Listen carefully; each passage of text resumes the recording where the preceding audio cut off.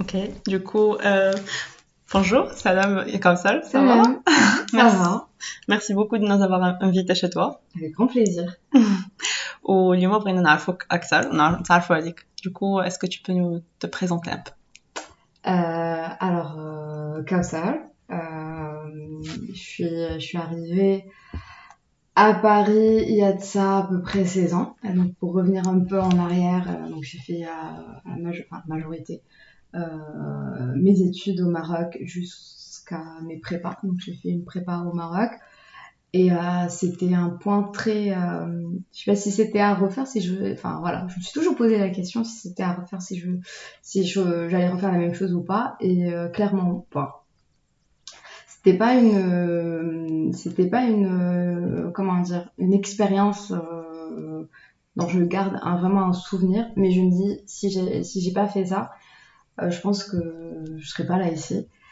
Donc things happen for a reason, ça je pense que c'est le mantra de toute ma vie. Mais voilà, j'ai fait ma prépa au Maroc. Pourquoi c'était un peu traumatisant, c'est parce que je partais d'un environnement qui était un peu aseptisé. J'avais fait toutes mes études d'une école privée, je me retrouvais dans un environnement euh, public, et je n'ai rien contre le public, mais en fait c'était le mindset, les gens. Enfin pour moi j'étais pareil que les autres, mais il y avait des personnes qui, parce que tu viens d'une école privée, ne te voient comme une privilégiée, donc ils étaient beaucoup plus agressifs, il y avait beaucoup de, comment dire, on peut dire maintenant de l'harcèlement, ça serait bully, mais surtout de la part de mecs qui, voilà, enfin, je pense que si tu parles à n'importe quelle personne qui a fait la prépa, c'est normal, il va te dire oui, ça se qrib bzaf, oui, alors que lui, il fait la même chose, comme si le fait que les ça se qrib bzaf, c'est négatif. En fait, ils vont voilà, Te juger entre eux. Juger, enfin, le fait, c'est qu'ils essaient de te déstabiliser pour que eux ils puissent exister. Et alors que, et puis d'un autre côté, même l'environnement, enfin les profs, et on avait une grande majorité qui était écrasante, donc ils ont là pour casser l'étudiant, pas pour le former. T'en as qui s'absentaient pendant des mois, on avait des profs qui disparaissaient pendant des mois, etc. Et à la fin, tu te retrouvais à passer des concours français avec des gens qui ont fait leur prépa en France. Il y avait les concours marocains, mais il y avait aussi les concours français. Tu te retrouvais avec des gens qui ont eu un parcours de prépa classique, avec des cols, des machins. Et donc, il y a une disparité. Ouais. Mais voilà, je pense que si c'était à refaire, je referais les prépas en France, je ne referais pas au Maroc. J'ai toujours des gens de la famille qui me disent parfois, surtout des gens qui ont de leur famille qui sortent qui ont eu leur bac, qui veulent faire la prépa, ils disent, est-ce que tu peux les convaincre et tout. Et je trouve que j'ai pas de légitimité. Enfin, si tu peux faire ta prépa en France, vas-y, fais ta prépa en France. Mais moi, je peux pas. Moi, j'ai pas eu j'en garde pas vraiment un très bon souvenir. Il y a des amis que je vois toujours. Pour eux, ça s'est super bien passé et tout. Moi, j'arrive pas je me suis détachée par rapport à ça. Et voilà, donc j'ai passé mes concours en France, au Maroc. J'avais eu des écoles en France. Et mon père, qui à la base était contre l'idée que je vienne ici, je me souviens, on a dû militer avec ma mère. C'est ma mère qui a comment elle lui a vendu elle est super smart. Franchement, les mamans parfois, tu vois, genre tous les sacrifices qu'elles font, c'est incroyable. Ce qu'elle avait fait, c'est que elle lui a vendu juste qu'elle passe ses concours. Genre, on est même pas, voilà, step by step. Step by step. Et comme ça, il a le choix. Oui, il a accepté que je passe mes concours. Je me souviens, quand je suis venue les passer pour l'écrit, il y avait ma mère qui était venue avec moi, etc. C'est très bien passé.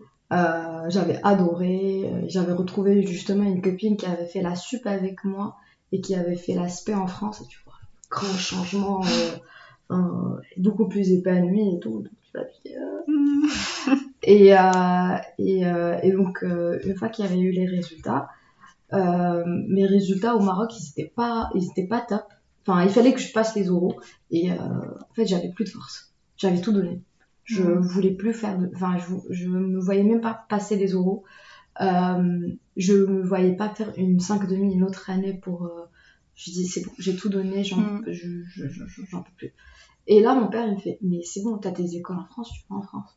Donc lui, Ah, pour c'est lui, top. voilà, ça venait de lui, il Encourage me dit à- non mais je pense qu'il me voyait dans un état déprime, machin et tout. Il me dit non mais c'est bon, va en France et tout. Et voilà, après Les je parents. fais une école, ouais, c'est les parents. Mhm. J'ai une école d'ingénieur, méca.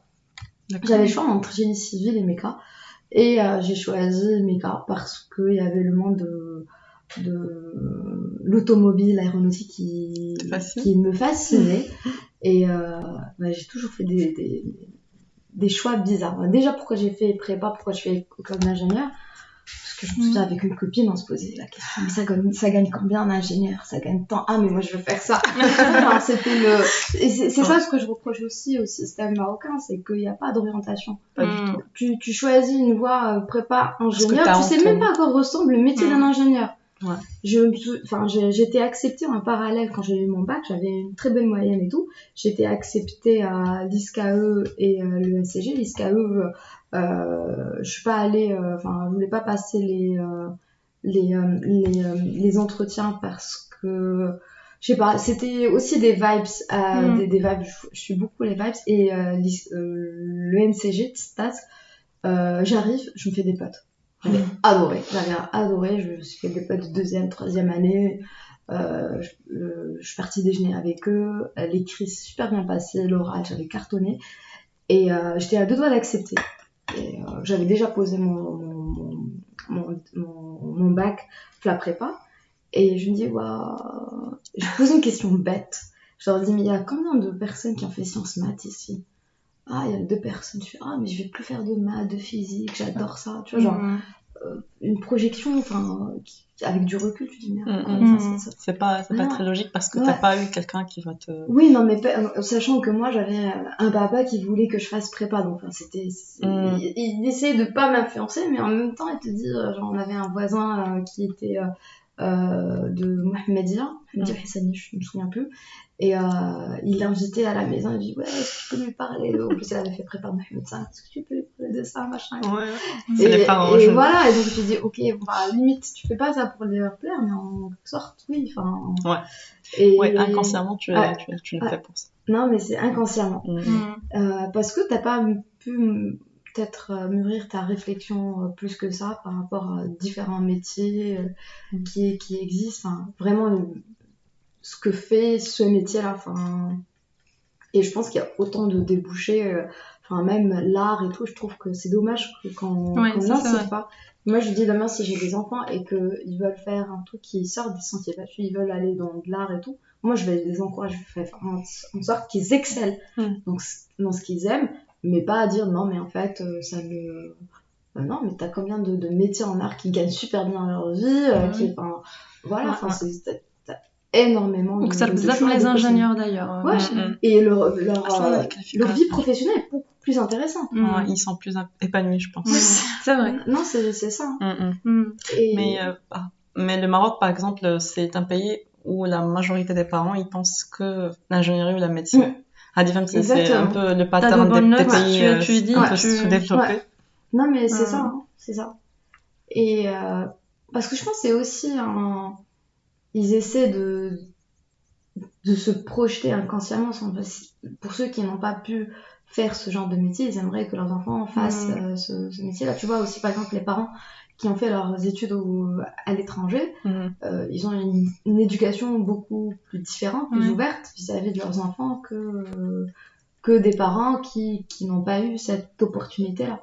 Je pense que c'est différent. C'est vrai. Et waouh, donc voilà, école, et voilà, du coup, oui, donc je pose cette question bête et tout, je dis, donc je vais faire prépa. Et donc je fais école d'ingénieur. Au bout de j'ai retapé une année, bêtement. Bêtement, c'était par crédit, et il y avait aussi un tout petit peu de racisme dans le truc, parce qu'on n'était que des Marocains à refaire cette matière-là. C'était une matière pas de génie industriel, c'était de dessin technique. Et moi, dans l'école d'ingénieur que j'ai faite, il y avait beaucoup de gens qui avaient fait DUT ou BTS et qui ont déjà fait. Nous, c'était la première fois, on n'a jamais fait de dessin. Voilà. Et donc, on partait avec des lacunes. Et par exemple, moi, j'avais raté de 0,05 sur 20, enfin l'épreuve. Ou c'était pas négociable de voir avec le prof, il a pas voulu me racheter. Là, tu sens un peu que tu es un peu étrangère. La France et le ouais. C'est à cause des origines ou pas? Oui, parce que on était plusieurs. Enfin, genre, je pense sur 6 ou 7 Marocains, voire plus. Il y en avait. Non, je pense qu'il y en avait 8. Je pense 8 ou un truc comme ça. Il y en avait 2 qui sont passés, un truc comme ça. Et la grande majorité, c'est à cause de cette matière-là. Ouais, c'est bien dommage. Ouais. Et tu te retrouves, parce que t'as cartonné sur les autres matières, de pas avoir grand chose à faire. Et bon, c'était un semestre et tout, et c'était vraiment, enfin, pas évident, mais après, tu essaies de pas le vivre comme un échec, surtout quand t'as pas l'habitude. Voilà, t'as toujours vrai, quand tu viens de prépa et tout, t'as toujours fait t'as toujours de très bonnes notes et tout. En plus, tu es loin, tu es un peu jeune, et tes parents ils sont pas là pour te réconforter et tout. Non, mais... Du coup, comment tu l'as vécu? Bah, déjà, les résultats, je me souviens, c'était à l'époque MSN. Je me connecte et j'attendais que les résultats tombent. Je pense que j'étais en stage au Maroc. Et là, j'ai une nana qui était avec moi en classe, une marocaine aussi. Je lui dis Andra, les résultats. Et en rigolant, je lui dis j'ai pas validé. Enfin, genre, juste en rigolant. Elle me dit je suis désolée. Enfin, elle l'avait pas validé non plus, elle a aussi retapé. Je vois le truc, j'étais choquée, je commençais à pleurer et tout. Maman, elle voit ça, elle était choquée, ils comprennent pas. Enfin, c'était vraiment très difficile à expliquer. À expliquer, à dire, en fait, j'ai une matière et je la rate de 0,5. Ils disent non, c'est pas possible, il y a un truc qui va pas. En plus, c'est ta première année. Là, ils vont me dire non, mais tu rentres, tu restes. Enfin, c'est pas la peine de rester là-bas. Et ouais, donc encore la maman qui couvre, la maman qui heureusement. Et voilà, donc après je passe cette année, pareil stage. Ou ça va dans l'école d'ingé, c'était des matières qui te plaisaient ou Non, j'étais très déçue. J'étais vraiment très déçue. À la formation ou par les profs? Partout. Tu t'attendais pas vraiment à ça? Les qu'après prépa, ça va être différent, une école d'ingé. Ouais, tu vas découvrir un autre monde. Et non, je pense que c'était intéressant, mais j'ai pas trouvé que c'était pour l'épanouissement. Bon, après, moi, tu vois, genre, j'ai pris méca, donc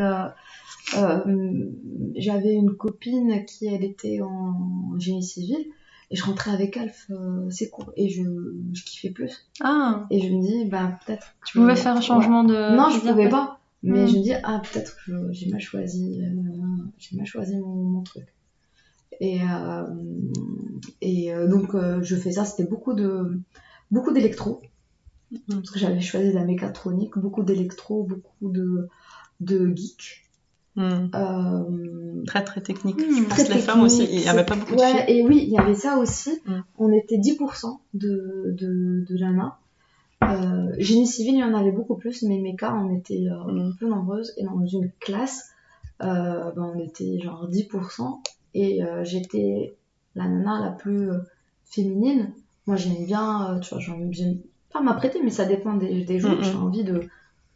Et les nanas là-bas, c'était des nanas qui ne se souciaient pas de leur... Enfin, se fondaient dans la masse. Elles étaient en mode limite s'habiller comme des mecs. C'était un milieu très masculin, du coup, voilà. ils s'intègrent. Ouais, et tu trouvais aussi, genre avec... toi, tu viens de Casa, donc c'est une ville quand même, enfin, c'est une grande ville ouverte, où les gens... Enfin, on est bien s'habiller, bien, bien profiter... sortir et tout. Là-bas, la grande majorité, il vient de petits patelins. Donc, c'est pas le parisien, le machin, enfin, c'est pas le français parisien, le français, c'est différent. Donc, tu te sens un petit décalage. Tu sens un petit décalage et ils te regardent comme si t'étais différente.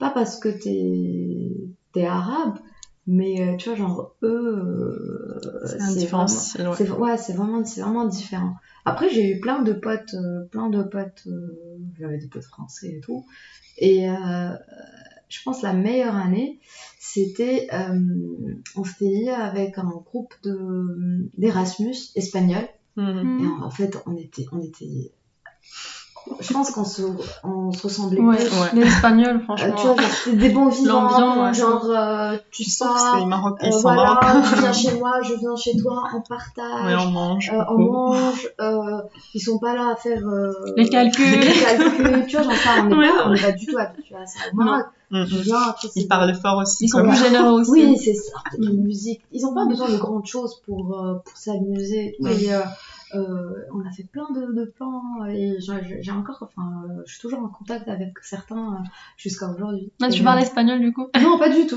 tout, mais ils parlent français maintenant. Tout le monde parle anglais, mais franchement, c'était génial. Et au bout de ma deuxième année d'école, je commençais je pense que c'est aussi dû au stage et tout, je commençais à avoir un doute. Je me dis, peut-être c'est pas un truc qui est fait pour moi. Ça me paraît pas super épanouissant. Et j'avais deux choix. J'avais commencé à regarder. Je pense que l'idée de faire un master spécialisé en école de commerce, je voulais faire un parcours en école de commerce.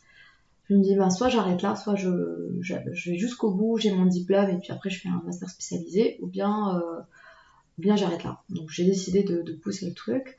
Sauf que je voulais partir en échange au pays de Galles. Et si je faisais ça, je finissais pour ceux qui partaient en stage en parcours normal, ils devaient partir genre en mois de mars. Et moi j'avais décidé de partir. Si tu fais un échange, mais en fait ça te décale. Tu finis jusqu'au mois de juin, un truc comme ça, donc ton stage est plus décalé. Et si mon stage est décalé, je pourrais pas commencer l'école, le master spécialisé. Donc c'est comme si je perdais une année. Je dis ok, soit c'est pas grave, je vais faire l'échange. Et je me lance dans les procédures. 2 semaines avant, on m'appelle, on me dit en fait, excusez-nous, ça va pas être possible. Oui, pourquoi? Ils venaient de se rendre compte que j'étais marocaine et que les échanges avec la Grande-Bretagne, ça s'effectuait quand t'as une nationalité européen. Et le fait de pas être européen, en fait, t'as un coût. Tu dois payer une somme, je sais plus, de 6 000 €, je sais pas quoi, sans parler du loyer, machin. Et là, moment de réflexion, je dis, non, je vais pas le faire. Déjà, le master que je vais faire, c'est un coût. Donc c'est peut-être un signe. Je vais continuer en mode normal et je vais faire mon master spécialisé. Et donc j'ai fait ça, j'ai fait mon stage de fin d'études et puis j'ai enchaîné un master spécialisé en école de commerce à l'EM Lyon et Centrale Paris. Et j'ai kiffé. J'ai trop kiffé. Je pense que cette année, c'était vraiment... et mine de rien, j'ai vu les potes que je me suis faites pendant ce parcours-là, les liens étaient beaucoup plus solides que ceux avec l'école d'ingénieur. Donc je me suis vraiment sentie dans mon élément à ce moment-là. Ouais. Et peut-être aussi la ville, c'est une grande ville aussi. Oui, parce que moi à la base je connaissais, avant de venir autant qu'étudiante, je connaissais Lyon et Paris. Et quand j'ai choisi Orléans, je me dis c'est pas loin de Paris, ça doit pas être si mal. Rien à voir. Et même, c'est pas du tout la même chose là. Pour s'épanouir, voilà. Moi j'ai vécu 4 ans à Lyon, du coup. J'adore cette ville. Rien à voir avec Paris, franchement. T'as tous les avantages d'une grande ville sans les inconvénients. C'est ça. Ouais. Et moi aussi, j'ai vécu quelques mois en stage à Orléans. Du coup, je t'avoue que c'est une ville très très calme. T'as vu? Là, c'est vraiment calme. Et pourtant, moi, je vivais vraiment centre-ville. Tu vois, j'étais à la parallèle, là où il y avait tous les bars, tous les restos, tous les machins d'ambiance. J'étais à une rue de là. Et pourtant, je trouvais que Orléans, c'est une ville qui est super belle, mais il y a comment dire? T'as 2 sociétés parallèles. T'as les petits bourgeois. Ouais. Tu sens Cato, que... et t'as la racaille. Ouais. Non, mais sérieusement. Parce qu'en fait, c'est un quartier qui est à côté de l'université, du parc universitaire. C'est là où il y avait l'école d'ingénieur. Il y a un quartier populaire à Chine qui s'appelle La Source. Ouais, La Source. Et c'est super connu à l'échelle nationale. C'est une plaque tournante de drogue, etc. Et moi, juste à côté de le campus. Du coup, j'arrive pas à croire comment ça se fait que c'est juste à côté. Mais moi, ma première année, quand j'ai pris un appart, moi, je me suis installée à côté de l'école. Résidence universitaire, machin. Moi aussi, j'ai fait cette erreur-là, je savais pas. Mais le campus, il est magnifique avec le petit lac. T'as l'impression d'être dans un campus américain avec petit lac, forêt. Je me souviens de mes premiers jours à l'école, j'étais heureuse.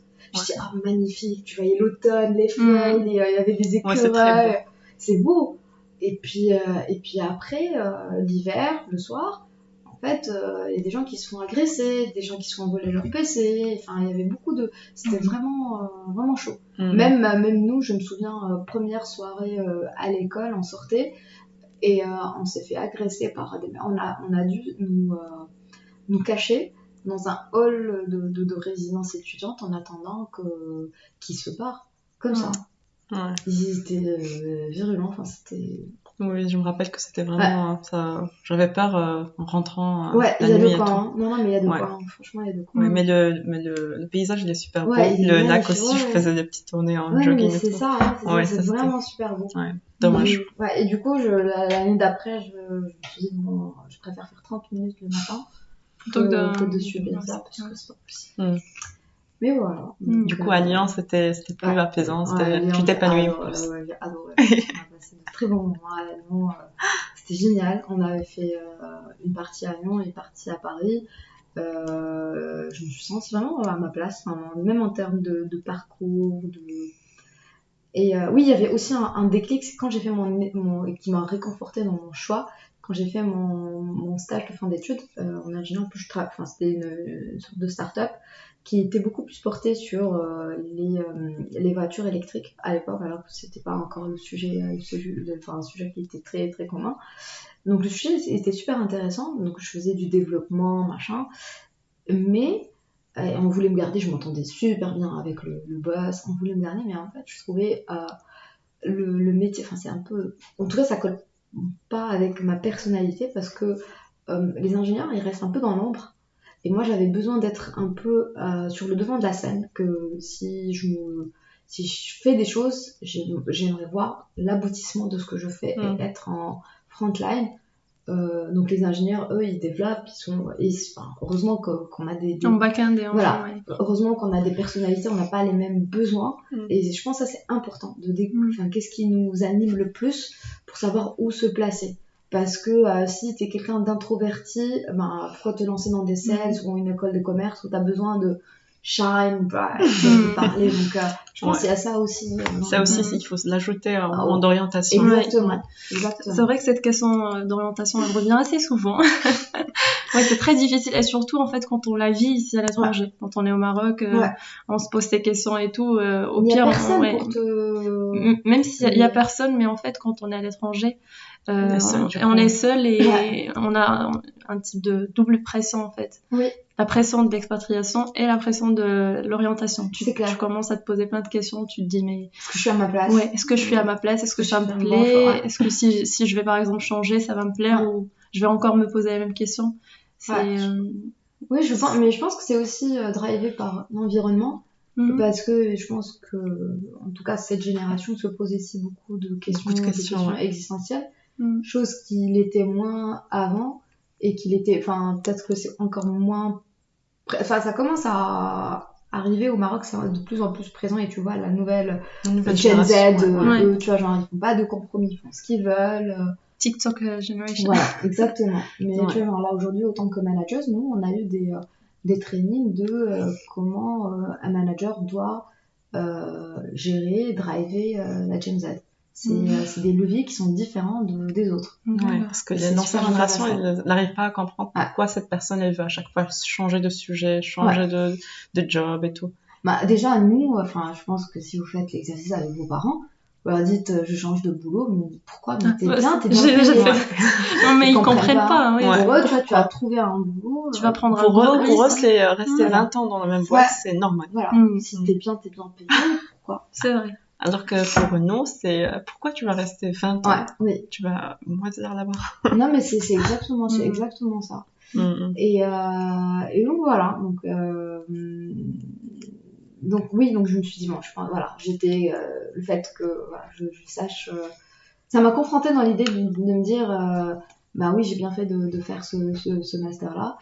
Et donc je me souviens au moment de chercher des stages, je cherchais un plutôt technico-commercial, pareil, parce que j'avais pas autour de moi. Je pense que le fait de traîner avec des personnes qui nous ressemblent, ça n'aide pas beaucoup. Alors que quand tu vas dans des cercles où tu as des différents profils, des gens qui viennent de différents backgrounds, etc., je trouve que ça peut être enrichissant. Donc moi, j'arrivais pas à penser à d'autres. Enfin, moi, dans mon entourage, c'était que des ingénieurs.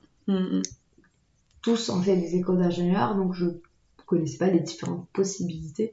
J'aurais pu faire l'effort de chercher, mais c'était marre. Et je commençais à chercher dans un double compétence. Je vais faire un master en business et strat. Je commençais à chercher un truc en double compétence et il y avait Valeo, donc ça tombait bien. Équipementier automobile, donc toujours dans l'automobile. Vu que j'avais déjà fait un stage en automobile, ça venait très bien. Et puis donc je postule et j'avais le RH qui me rappelle, il me dit oui, je suis intéressée par votre CV. Et bien, vous avez postulé pour ce poste-là. Par contre, moi j'ai ce poste-là à vous proposer. C'était un poste de chef de produit, donc en marketing. Je fais pouvez-vous me l'envoyer pour que je puisse regarder ça de près? Il m'envoie et j'adore. Je dis ah oui, non mais en fait ça me parle trop.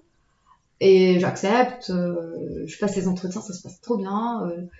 Et j'ai adoré mon stage. Valeo, c'est connu pour être vraiment une école très rigoureuse, où il y a pas mal de bosseurs, etc. Et donc j'étais dans un environnement international. J'avais des collègues qui sont avec différentes nationalités, différents backgrounds, ceux d'écoles de commerce, ceux d'écoles d'ingénieurs. Bizarrement pas beaucoup de Marocains, donc tu vois, dès que tu es dans le market et tout, il y a moins de parce que nous on va nous driver pour être des ingénieurs, donc que tu trouves plus, par exemple si tu vas chez Valeo R&D, tu vas trouver beaucoup plus de Marocains que dans le market et j'adore, ça se passe super bien. J'ai eu le malheur, ma chef elle était enceinte, donc elle est partie en congé maternité, j'ai dû reporter à la N+2, ça se passe, et à la fin on me propose un CDD, parce qu'en fait c'était dans l'ordre des choses. Chez Valeo ils proposaient pas directement un CDI, il fallait absolument que ce soit un CDD puis un CDI, sauf que moi c'était changement de statut, et à l'époque c'était l'APS durait 6 mois. Donc maintenant c'est 1 an, donc à l'époque c'était plus court. Et je dis mais en fait moi je peux pas, je suis désolée, je peux pas accepter, et ils pouvaient pas s'aligner sur un CDI.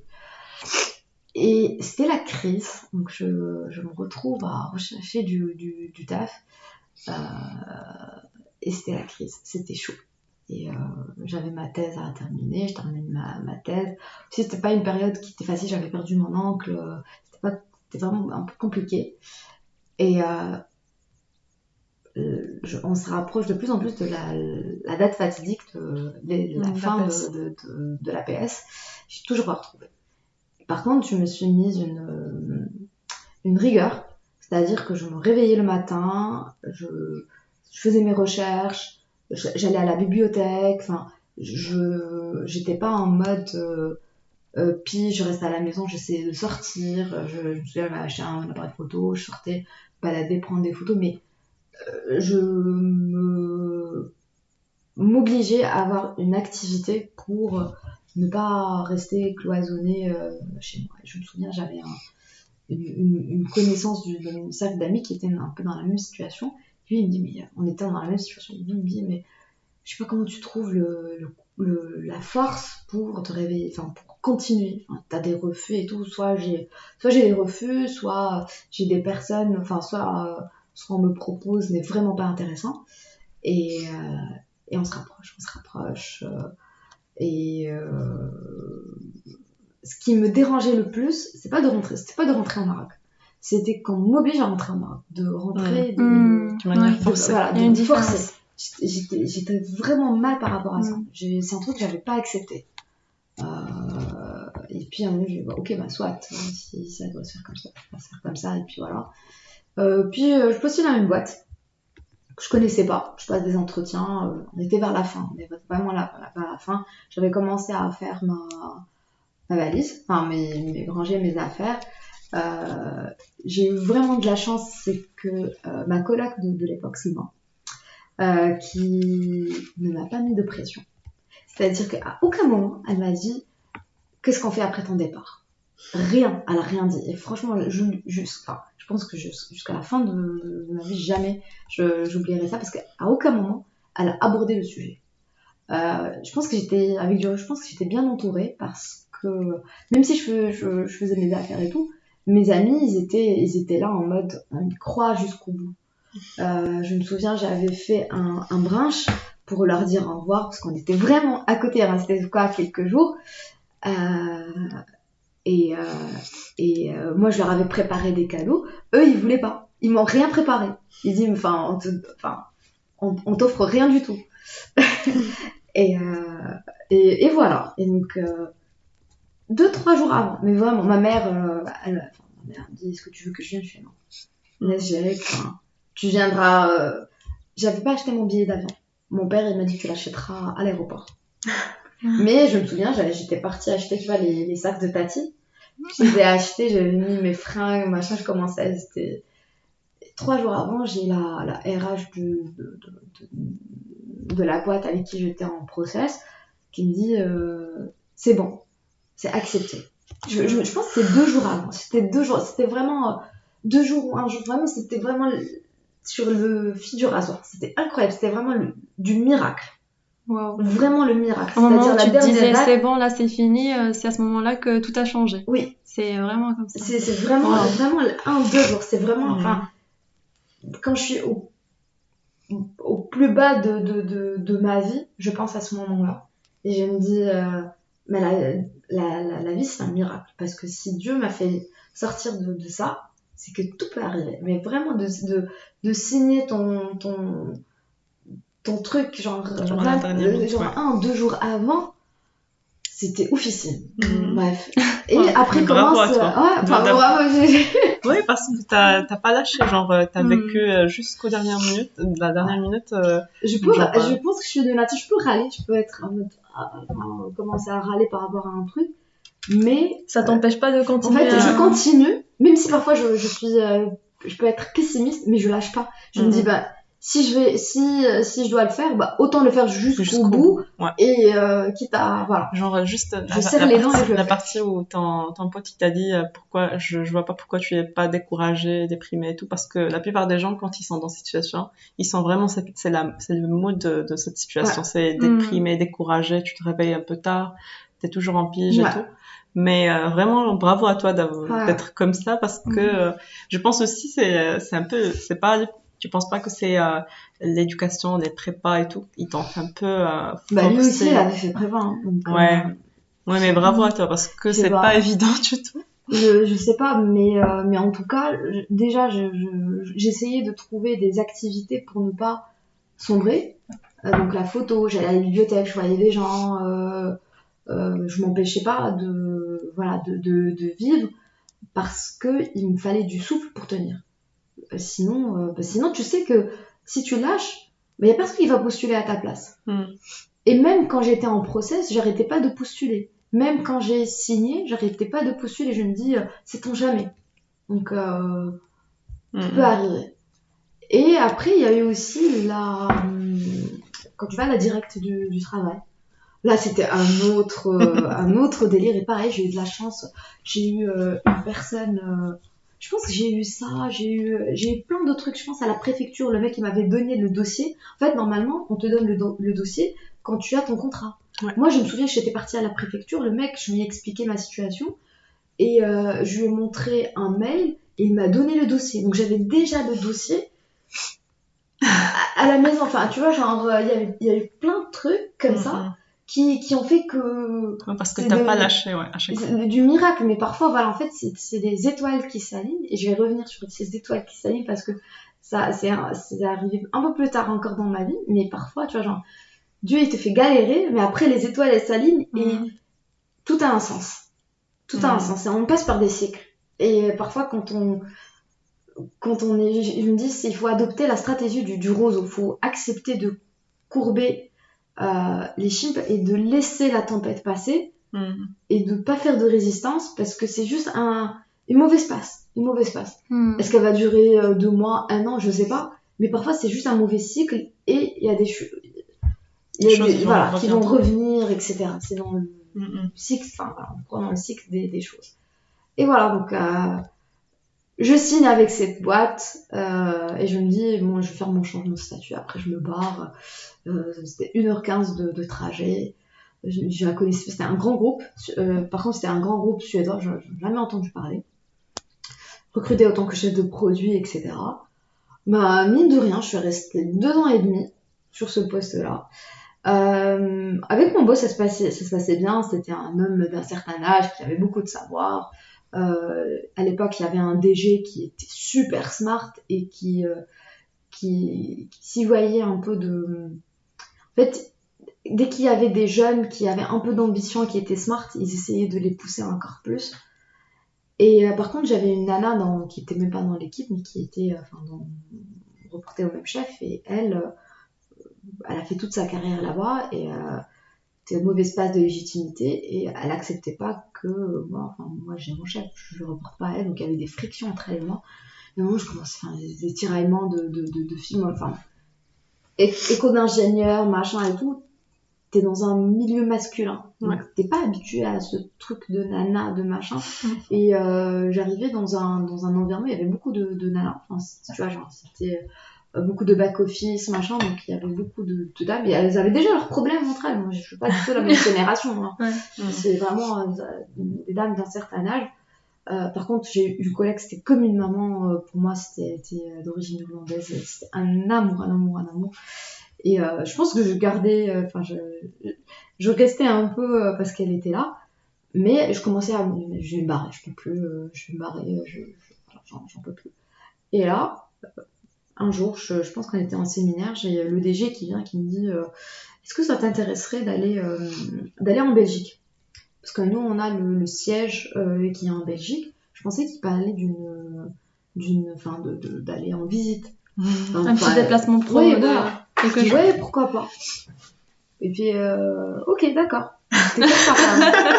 C'était assez rapide. Oui, et un jour, quelques semaines après, je me fais approcher par la DRH. Elle me dit, oui, voilà, on a peut-être un projet pour toi en Belgique, si ça t'intéresse, est-ce que tu voudrais y aller? Moi, j'étais déjà en train de regarder, de passer des entretiens ailleurs pour me barrer. Je me dis, écoute, ça dépend de quel type de projet, qu'est-ce que je vais faire, quelle durée. Elle revient après avec un descriptif, donc c'était super intéressant. Le projet était super intéressant, etc. Avec une visibilité mondiale où tu travailles avec des équipes en international et tout. Et c'est quelque chose qui m'intéressait parce que vu mon expérience chez Valeo, là c'était un déclic, c'est que j'ai besoin de travailler dans un écosystème international, d'avoir des collègues un peu partout. J'étais aussi le fait d'avoir essayé une petite entreprise et un grand groupe, je me trouve beaucoup plus épanouie dans les grands groupes. Donc petit à petit avec les expériences, on sait ce qui nous va, ce qui nous convient, ce qui nous convient pas. Parce que dans mon métier, moi j'ai besoin d'avoir j'ai pas envie de me fighter pour le budget. On a besoin de faire ça pour sortir ce projet-là. On a les financements, on a les outils, on a tout ce qui va avec. Moi, les trucs rudimentaires et tout, c'était pas. Il y en a qui aiment bien. Moi, c'était pas mon dada. Et donc voilà. Donc il me propose ça. Il y a eu des négociations et mine de rien, tu vois, genre, même ta RH, tu vois, elle te dit, je vais pas dire te brader, mais elle te dit, elle me met, c'est à prendre ou à laisser. Je fais, mais je vais perdre mes RTT, je vais perdre machin. Et j'en parle avec la personne qui devait me recruter de l'autre côté. Il me fait, mais non, c'est pas normal. En fait, c'était eux, les équipes belges, qui ont négocié pour moi. Alors, ça devait être le contraire. Et du coup, j'ai eu un bon package pour y aller. Je suis partie pour un projet. À la base, c'était censé être entre 3 mois et 1 an et demi.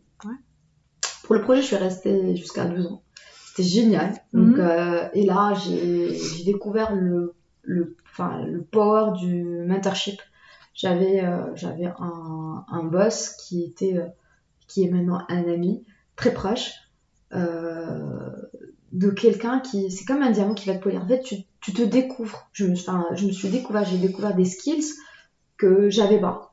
Parce que lui, il était rigoureux, parce que lui, il fait en sorte de te surpasser. Et ça marchait bien, j'avais une très bonne visibilité. Et là, on a commencé à me proposer de rester. On voulait créer un poste pour que je reste. J'ai dit, ok, why not? Ça dépend de ce que vous allez me proposer. Entre-temps, les équipes changent. Mon boss, parce que voilà, c'est des équipes d'expats qui sont là pendant 3-4 ans. Il y a une opportunité aux États-Unis, il s'en va. Son N+2, qui lui, c'est lui qui avait créé le poste, qui est le VP marketing, pareil, il part. Les États-Unis, ils partent plus ensemble. Donc, nouveau président, nouveau président, nouveau vice-président, enfin, tout est nouveau.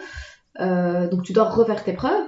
Et il décale un peu, oui, non, mais j'ai besoin de savoir comment tu bosses et tout. Et puis à un moment, il dit, écoute, jusqu'à fin d'année, si t'arrives pas à te décider, moi je rentre, je reviens en France. Parce que j'avais gardé mon appart. J'avais gardé mon appart sur Paris, je revenais un week-end sur 2. J'avais mes cercles, machin. Et moi, dans mon plan, à la base, c'était, je vais faire 1 an, je vais rentrer au Maroc. Je vais rajouter ça sur le CV parce que ça envoie du lourd. J'allais travailler sur des projets orientés data pour du marketing et sales, comment on peut utiliser de la data, de la big data pour booster le marketing et sales en termes d'efficiency, de revenus, etc. Donc le sujet était super intéressant. Je me dis, si j'ai ça sur mon CV, c'est génial pour rentrer au Maroc. Sauf que rentrer au Maroc, ça se fait jamais, puisque j'étais avec quelqu'un fiancé et ça s'est pas fait. Et du coup, je me retrouve en Belgique avec 0 plan. Ok, j'ai lâché mon appart, j'ai fini par signer, on m'a proposé le poste avec un CDI, donc c'était intéressant en tant qu'expat. J'ai lâché mon appart à Paris, je me retrouvais en Belgique, toute seule, à Anvers, donc c'est flamand. Et le fait de rentrer au Maroc n'était plus dans mes plans. Donc je me retrouvais avec 0 plan, je me retrouvais avec ce que je vais faire de ma vie. J'étais en mode, allez, est-ce que je prends un backpack et je vais faire le tour du monde? Et c'était une sorte de fuite en avant. Donc je me disais, ok, tu vas faire le tour, tu vas revenir. Et c'est peut-être pas la bonne solution de fuir. Mais j'avais vraiment une envie de me barrer, de tout laisser derrière. Et je pense que c'est le moment où, mine de rien, ce genre d'expérience, il te forme. Je pense que c'était l'une des périodes les plus productives. C'est là où j'ai commencé à essayer de dessiner. Et c'est là où j'ai lancé ma page Instagram. Du mal pour du bien. Voilà, non, mais c'est toujours pour ça. C'est sans les petites étoiles. Ouais, c'est exactement ça. Et c'est une période où j'étais très productive. J'ai fait tout ce que je voulais. Enfin, il y avait des choses que je voulais faire sur ma to-do list, comme faire le Topral. J'ai passé mon certif de diving. Enfin, plein de trucs que je voulais faire et que souvent t'as une autre personne mais attends on va le faire ensemble et tout et là je me suis dit mais non ce que jamais je vais faire c'est une façon de t'occuper mais au moins de t'occuper en attendant positivement d'être en action. Je pense que dans cette période-là il faut être en action et en termes de boulot c'était challengeant. Enfin je m'entendais pas très bien avec mon chef qui n'était pas loin d'être un bon manager. Je pense que c'était le pire du pire. C'est vraiment le type de manager qui moi je lui trouvais aucune intelligence et c'est quelqu'un qui s'approprie qui ne shine que par ce que lui donnent les personnes de son équipe. En fait c'est les gens de l'équipe qui sont smart qui sortent des choses. Donc lui il est juste là mais ça sert quand, ça fait quand, enfin jamais il va pas d'initiative oui il n'y a pas d'idée. Moi j'ai jamais été ébloui par son intelligence et il pense qu'en étant pushy c'est là où tu vas donner le mieux, mais en fait non, il n'est pas dans la communication, il n'est pas dans en tout cas du moins avec moi. En plus moi il m'a pas recruté donc je l'étais plus ou moins imposée, donc ça n'a jamais cliqué. Je pense que je le challengeais aussi, donc il était aussi dans une posture où de compétition. je sais pas si de compétition, mais en tout cas, peut-être, il y en a dans mon entourage qui en disait, mais il est beaucoup plus âgé, hein. C'était un DG en Inde, en Nouvelle-Zélande, donc il a rien à prouver, mais c'est quelqu'un, voilà, moi je l'ai pas trouvé d'intelligence managériale en tout cas. Et mais voilà, j'ai serré les dents parce que à côté j'arrivais à faire ce que je voulais, j'avais les budgets, je travaillais sur des sujets super intéressants, je voyageais beaucoup. Et ça, ce qui était bon avec la boîte, je voyageais énormément. Et ça me nourrissait, ça me faisait vraiment du bien. Et au moment où je commençais à essayer de vouloir rentrer sur Paris, à chaque fois que je commençais à postuler, j'étais prise par le boulot. Ça prenait toujours le dessus. Et un de mes potes un jour m'a dit, mais en fait, c'est que ça doit pas être aussi critique que ça, parce que si c'était critique, tu vas t'en foutre de ton boulot et tu vas te concentrer sur la recherche du boulot. Et il avait pas tort, parce qu'en fait, j'aimais ce que je faisais. Donc quand j'avais des projets, des sujets à sortir, en fait, j'étais concentrée sur ça et j'avais plus de bande passante pour chercher du taf. Et puis il y a le Covid. J'étais à Anvers. Pareil, toute seule. Et oui, donc pour situer un peu le truc, à Anvers, les Flamands, c'est très belle ville. Par contre, zéro vie sociale. Tu peux pas te faire d'amis. Ils sont très réservés. C'est des cercles fermés. En fait, c'est des gens qui traînent depuis leur lycée à leur école, donc c'est des cercles fermés. Et il n'y a pas que moi, en fait, tous des expats, en fait, ils restent. Heureusement que j'étais dans une équipe avec des expats, donc on crée du lien entre nous. Il y en a qui sont devenus plus que des collègues et plus que des amis, mais j'ai pas d'amis. Je pense pas être la personne la plus. Je crée des liens assez facilement, etc. Et du coup, à chaque fois, je rentrais sur Paris. Au moins une fois par mois, je rentrais sur Paris. Je pense que le fait d'être aussi à proximité de Paris, voilà, je me disais, ok, moi, j'ai pas d'efforts à faire. Et du coup, je me retrouvais seule dans cet écosystème. Pour moi, c'était pas facile, mais ça te permet de bien te connaître. Je pense que tu fais un travail introspectif de malade, surtout pendant le Covid. Moi, la première période du Covid, moi, j'ai bien aimé le premier confinement. J'étais cool, je faisais mon yoga, la cuisine, j'étais à fond sur la cuisine. Je pense que c'est là où j'avais explosé tout, j'étais à fond. C'est là où j'ai découvert. C'est vrai. Je me suis bien lâchée et tout. Oui, non, mais franchement, c'était. Mon seul regret, c'est d'être toute seule, de pas pouvoir partager. C'était ça mon seul regret. Mais c'était vraiment cool. Oui. Et puis, nous, on était confinés un peu à la cool, mais on pouvait sortir. Mais d'un autre côté, c'était l'une de mes amies les plus proches. Elle était elle avait trop peur du Covid, donc on se voyait dans la rue en mode masque et tout, et donc on n'arrivait pas à faire d'activités ensemble, donc j'étais vraiment isolée. Et à la première occasion pour revenir sur Paris, je suis revenue, je passais un mois et demi, donc là on commençait à avoir du télétravail, donc c'était beaucoup plus flexible. Et puis je commençais à chercher. Maintenant, j'ai fait mon CV. Je travaillais vraiment sur ça.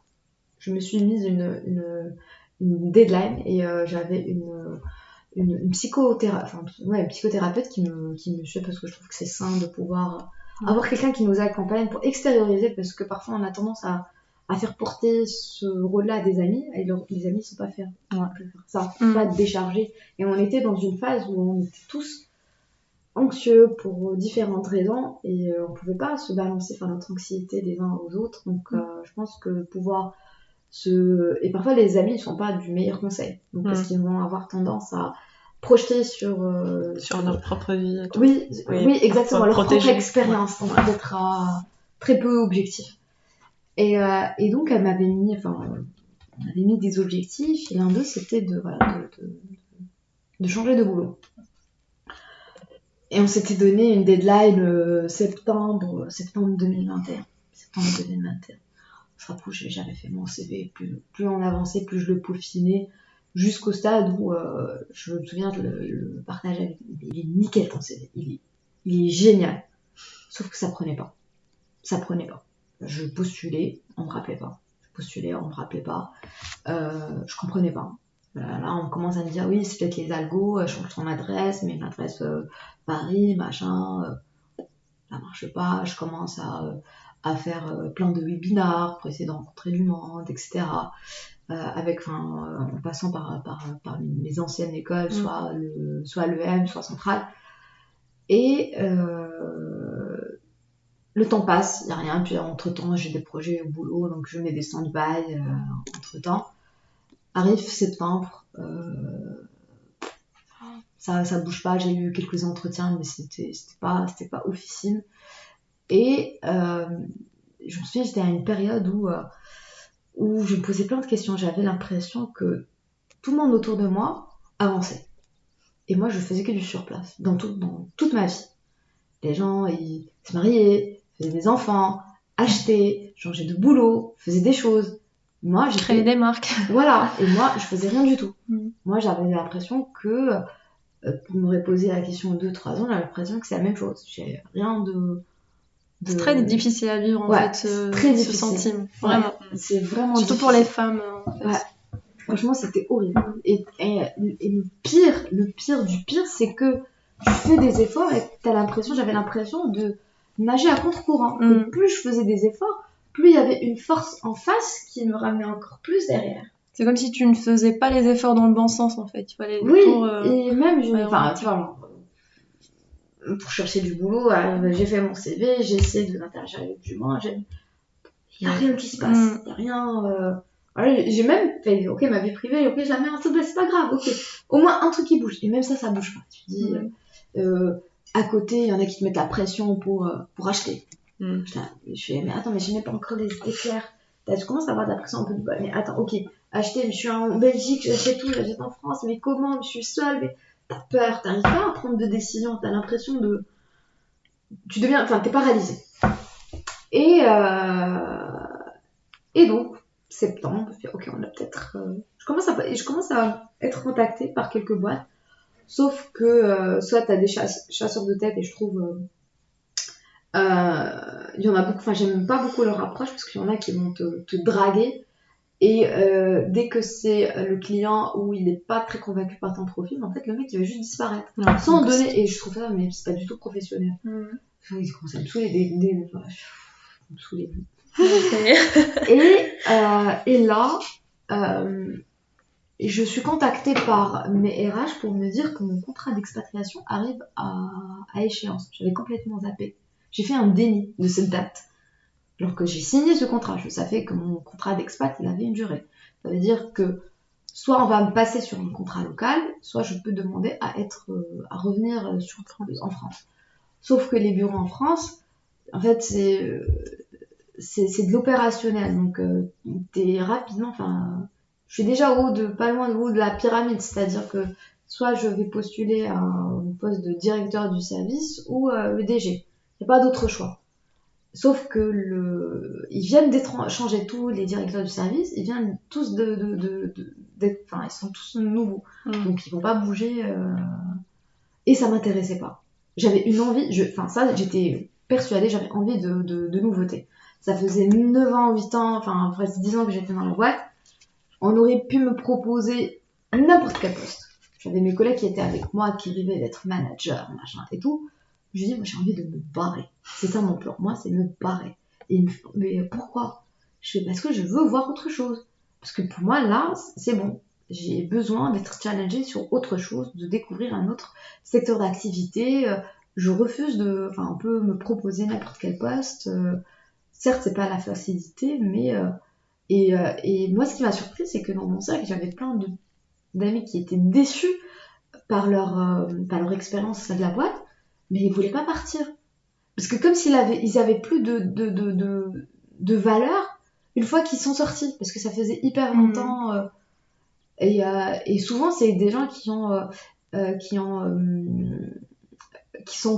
commencé en bas de l'échelle. Et pour eux, c'est comme s'ils valaient plus rien du tout s'ils sortaient de la boîte. Je dis, en fait, non, mais vous avez votre expérience. Et j'ai trouvé ça hyper dommage. Et je trouvais qu'il n'y en avait pas tant que ça qui acceptaient au bout de 10 ans de remettre leur carrière. Tu vois, tu fais quand t'as 3 ans, machin. Mais quand tu dépasses un cap. Et pour moi, ce cap était fatidique. Il me disait, non, mais je vais partir. On commence à me contacter, donc je commence à vraiment pousser pour partir. Et donc là, quand elle m'a dit qu'ils arrivent à échéance, je contacte le directeur, je lui dis, le président, je lui dis, ok. Il fait non, mais c'est administratif, etc. On peut le prolonger. Les RH, ils disaient non. En fait, dans la loi, on peut pas. Je vais me servir quoi? Ça veut dire que vous allez m'enlever mon package d'expat, je vais commencer à toucher moins que ce que je touche avant. Écoutez, moi je reste là pour le boulot, il n'y a rien qui nous retient ici. Il n'y a pas de vie privée, oui, mais tu vois, parfois ils sont en mode tu vas finir par accepter. Commence à me faire passer des tests d'aptitude pour être manager. De compétences, machin et tout. Mais à ce moment-là, et tu vois, genre au moment où j'étais contactée par les RH, où j'ai eu cette discussion, j'avais vu une offre, j'avais postulé à cette offre-là, et je me souviens, j'avais, sur LinkedIn, quand ça m'intéressait vraiment, j'essayais de trouver le RH et j'envoyais un message au RH. Disant, voilà, j'ai vu cette offre, j'ai postulé, et je renvoie mon CV au RH sur LinkedIn. Donc j'avais une offre qui m'avait l'air vraiment sympa. Et je fais pareil. Je vois le RH, je le contacte, je lui envoie mon CV, il m'appelle. Et en échange, il m'appelle.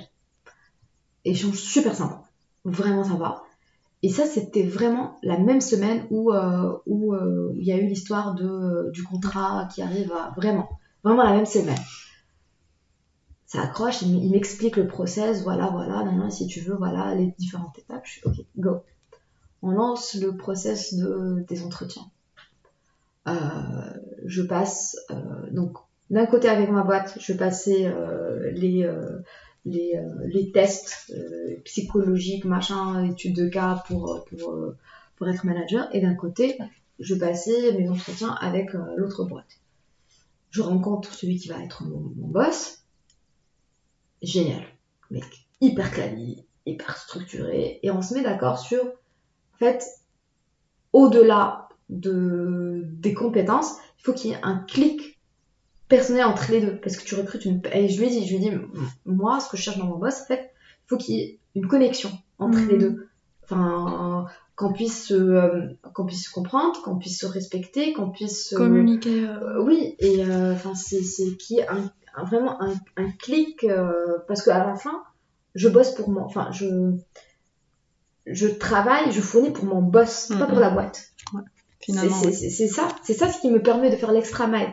C'est pour faire plaisir à mon boss. Enfin, pour faire plaisir, il faut faire plaisir pas vraiment à la boîte.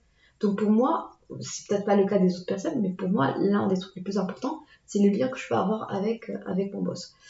Et donc, franchement, l'entretien se passe hyper bien, très challengeant, parce que moi, je suis super challengeant. Mais ça se passe hyper bien, transparence, le mec il a plein de valeurs, j'arrive à le voir directement, parce qu'on parle à peu près on parle des mêmes valeurs, et je pense que ça c'est important. Moi j'ai besoin de retrouver les mêmes valeurs chez mon boss, ou bien chez les personnes avec qui je travaille. Puis on fait passer d'autres entretiens, rapidement, tout se fait rapidement, et puis il y a l'étude de cas. On me demande moi je vais rentrer en Maroc, donc j'avais une étude de cas à faire et à présenter au bout d'une semaine. Donc je fais ça et tout ça. Donc j'étais acceptée, machin, l'offre signée, tout ça en 3 semaines, 1 mois. Tout ça en même temps. J'ai eu en même temps la réponse de l'organisme que j'étais apte pour être manager. Je fais ok, merci. Là j'ai mon ancien boss, je lui dis ok, maintenant, ok. Je suis apte pour être manager. Qu'est-ce que tu me proposes? Moi je voulais juste aller voir ce qui ouais, sachant que déjà ça c'est on avait une réunion ensemble, c'est hyper mal passé ensemble. Hyper mal passé, parce qu'il voulait que je postule à un poste, et finalement au début je lui ai dit oui, après je lui ai dit non. J'ai fait chier. Il m'a dit pourquoi, et moi je fais en fait non, mais je me vois pas faire 3-4 ans avec toi. Le mec, je pense que c'était horrible. Il me dit, je fais mais regarde, on n'arrive pas à communiquer sereinement, on est vraiment dans la confrontation, est-ce que tu nous vois encore faire 3-4 ans comme ça? C'est pas possible. Je fais et moi voilà, ce dont j'ai besoin, et t'es pas capable de me fournir ça. Je pense que j'étais très dure, mais j'avais besoin de dire ça. J'avais besoin d'être honnête envers moi-même. je connais énormément de personnes qui pensent la même chose et qui vont pas le dire, qui vont juste se barrer comme ça.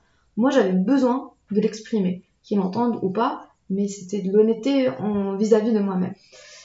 Et en parallèle, j'avais aussi l'appart, ils ont décidé d'augmenter le loyer, enfin, tout ça. Ouais. Et donc, j'ai eu l'offre, j'ai signé, puis j'ai renoncé. Ah oui, il y avait un autre truc. C'était comment on appelle ça? Non, pas la période d'essai, le préavis. Le préavis, ma nouvelle boîte, il me demande c'est quoi ton préavis? Je fais, faut que je check avec les RH. Et je commence à chercher et tout, et en Belgique, en fait, c'est différent. Ça dépend de ta durée dans la boîte. Jusqu'à 4 ans, t'as 6 semaines de préavis. Au-delà de 4 ans, c'est 12 semaines. Moi, fin décembre, je finissais mes 4 ans. Donc, à un mois près, j'allais faire 12 semaines. Sauf que là, je me retrouvais à faire 6 semaines de préavis. 1 mois et demi. Et c'était juste génial. Là, je rêvais. Attends. C'est là que j'ai encore les étoiles, elles s'alignent.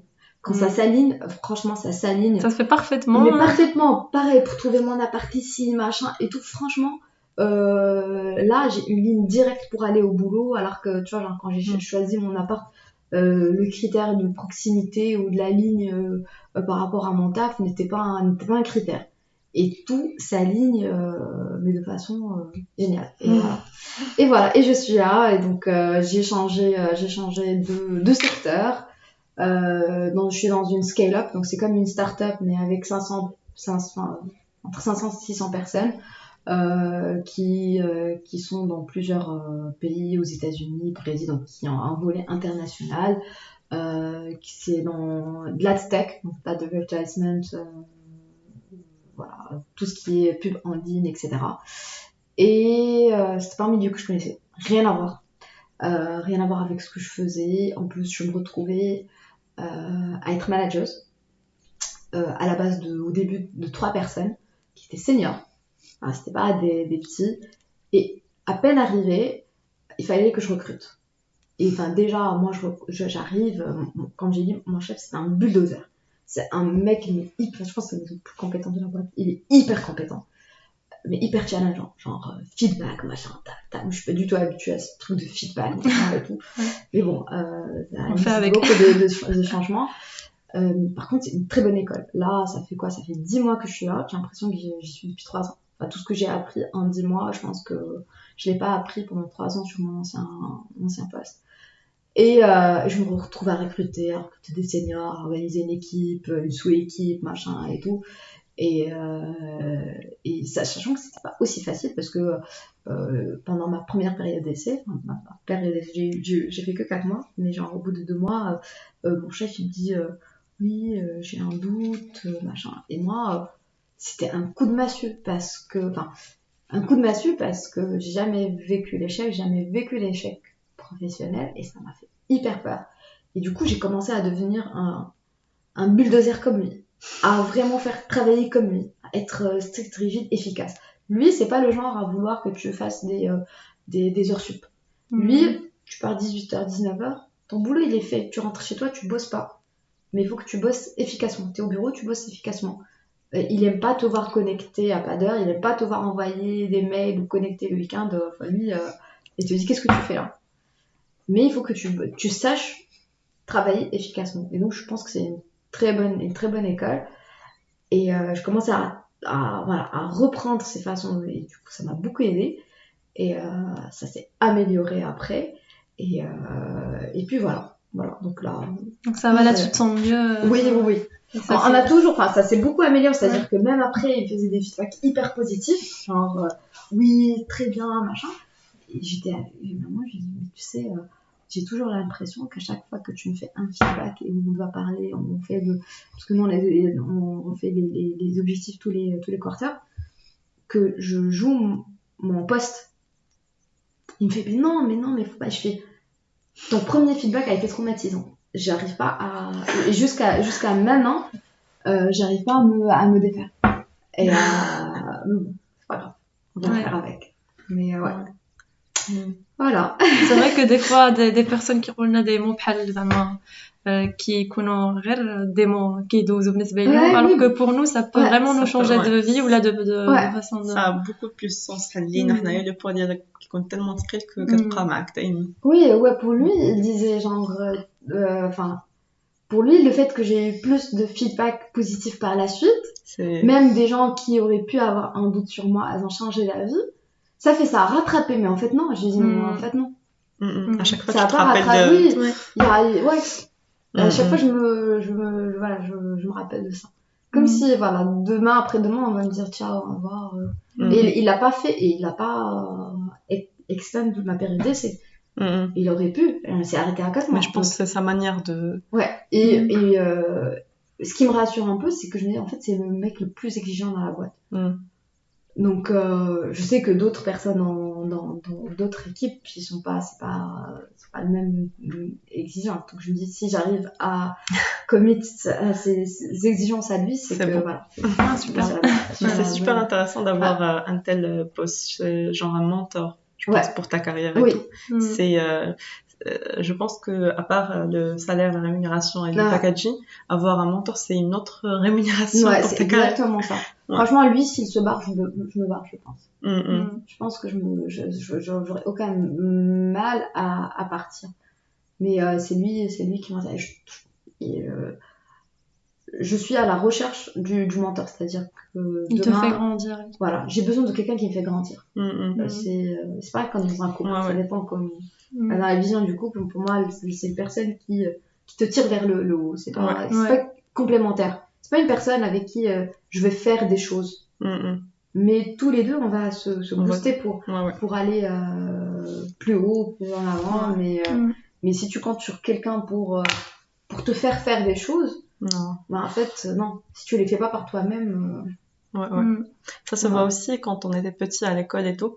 On avait certains profs qui ils font aussi ce job de mentor. Et j'aimais beaucoup ça, genre... Ça, c'est rare. Ouais, c'est très rare, mais quand tu as ça, t'es très chanceuse d'avoir comme ça. des perles précieuses. Ouais, parce qu'il te fait grandir, tu te découvres aussi avec tes skills, tu te dis, ah, je suis capable de faire ça aussi, et tout. Et du coup, je pense que d'avoir ces gens-là, de rencontrer ces gens-là dans ta vie, ça te fait un bien de fou. Je sais pas comment déceler cette perle rare pendant les entretiens. C'est une bonne question. Ouais. C'est vrai, c'est pour ça qu'il faut toujours une période d'essai pour voir vraiment comment ça se passe. La période d'essai, elle est double, genre elle est pour l'employeur pour l'employeur et pour l'employé aussi. Ouais. Souvent, nous, on croit que c'est vraiment pour l'employé, alors que pour l'employeur, pardon, alors que c'est vraiment pour les deux. Tu peux aussi dire que voilà, ça me convient pas l'ambiance, comment la façon avec laquelle vous travaillez et tout, ça correspond pas forcément à mes attentes. Surtout au début, ils te vendent beaucoup le poste et ils te vendent une image. Après, tu vois que c'est pas vraiment ça. Ouais, c'est exactement ça. Et moi, mon chef, il est tu vois, genre même si on est dans une entreprise française, mais on a dans l'équipe, c'est assez multiculturel avec des gens anglophones. Donc il veut absolument qu'on parle anglais et on travaille, enfin tous nos docs sont en anglais, enfin je fais des mails, enfin tout est en anglais. Et bizarrement, on a eu un sujet et ça rejoint un peu la thématique de votre podcast. C'est que j'étais en train de recruter et je recrutais, je voyais sur des postes de data analyst, data engineer, t'as énormément surtout pour des stages, t'as énormément d'étrangers. Très peu de français, mais il y avait énormément d'étrangers. Et sur certains CV, j'ai reçu des CV avec des nanas voilées. Et ça m'a interpellée. Et j'en ai parlé avec mon chef. Franchement, mon chef, il croit, enfin, il la cache. Et je lui dis, tu sais, j'ai reçu des CV avec des personnes voilées. Il me fait, moi je suis pour, enfin lui, tu vois, genre pour lui, tout le monde doit être traité de la même manière. Enfin, mais je lui dis, mais au-delà du fait d'accepter la différence, moi la question que je me pose, si je recrute cette personne, est-ce qu'elle va être bien dans cet environnement-là? Parce que je peux m'assurer que moi, toi, on la traite de façon très fair, mais est-ce que ça sera un milieu pour elle? Est-ce que les autres comprendre, est-ce que les autres pourraient être tolérants? Et je sais pas répondre à cette question, et lui non plus. Et ouais, donc je sais pas, Quand tu vois même au Maroc, ils ont maintenant du mal avec ça, je sais pas jusqu'à quel point tu peux vivre avec ton bagage religieux, culturel, sans effacer ton... Il aura tendance à te faire une remarque sur ton accent, sur ton machin. Ouais. Je pense que ça, c'est, à part le côté religieux, je sais pas, ça dépend de la boîte, mais à chaque fois, comme tu as dit, ils vont te faire une petite remarque sur ton accent, sur ta façon de manger, ou je sais pas, qui vient de ton background. Du coup, je pense que ça dépend de l'équipe. Elle doit être le plus, genre statistiquement, je pense le plus qu'elle est multinationale, le moins la personne va genre sentir beaucoup moins cette différence. Et je pense aussi que nous, en tant qu'expat, je sais pas pour vous, genre est-ce que vous préférez travailler dans un milieu multinational comme ça, vous sentez que on n'est pas vraiment différents, on est tous différents. Du coup, c'est différent de travailler dans un milieu qui est très français, par exemple ici en France. Et du coup, on est cette personne la plus étrangère. Non, dans ma première boîte, il y avait pas d'autres Marocains. Ok. Je pense que de toutes mes expériences, j'ai jamais été dans des écosystèmes professionnels où il y avait des Marocains. C'était comment? Bah, c'était bien. Enfin, c'était toujours très bien passé. Moi, j'ai jamais eu de problème par rapport à ça.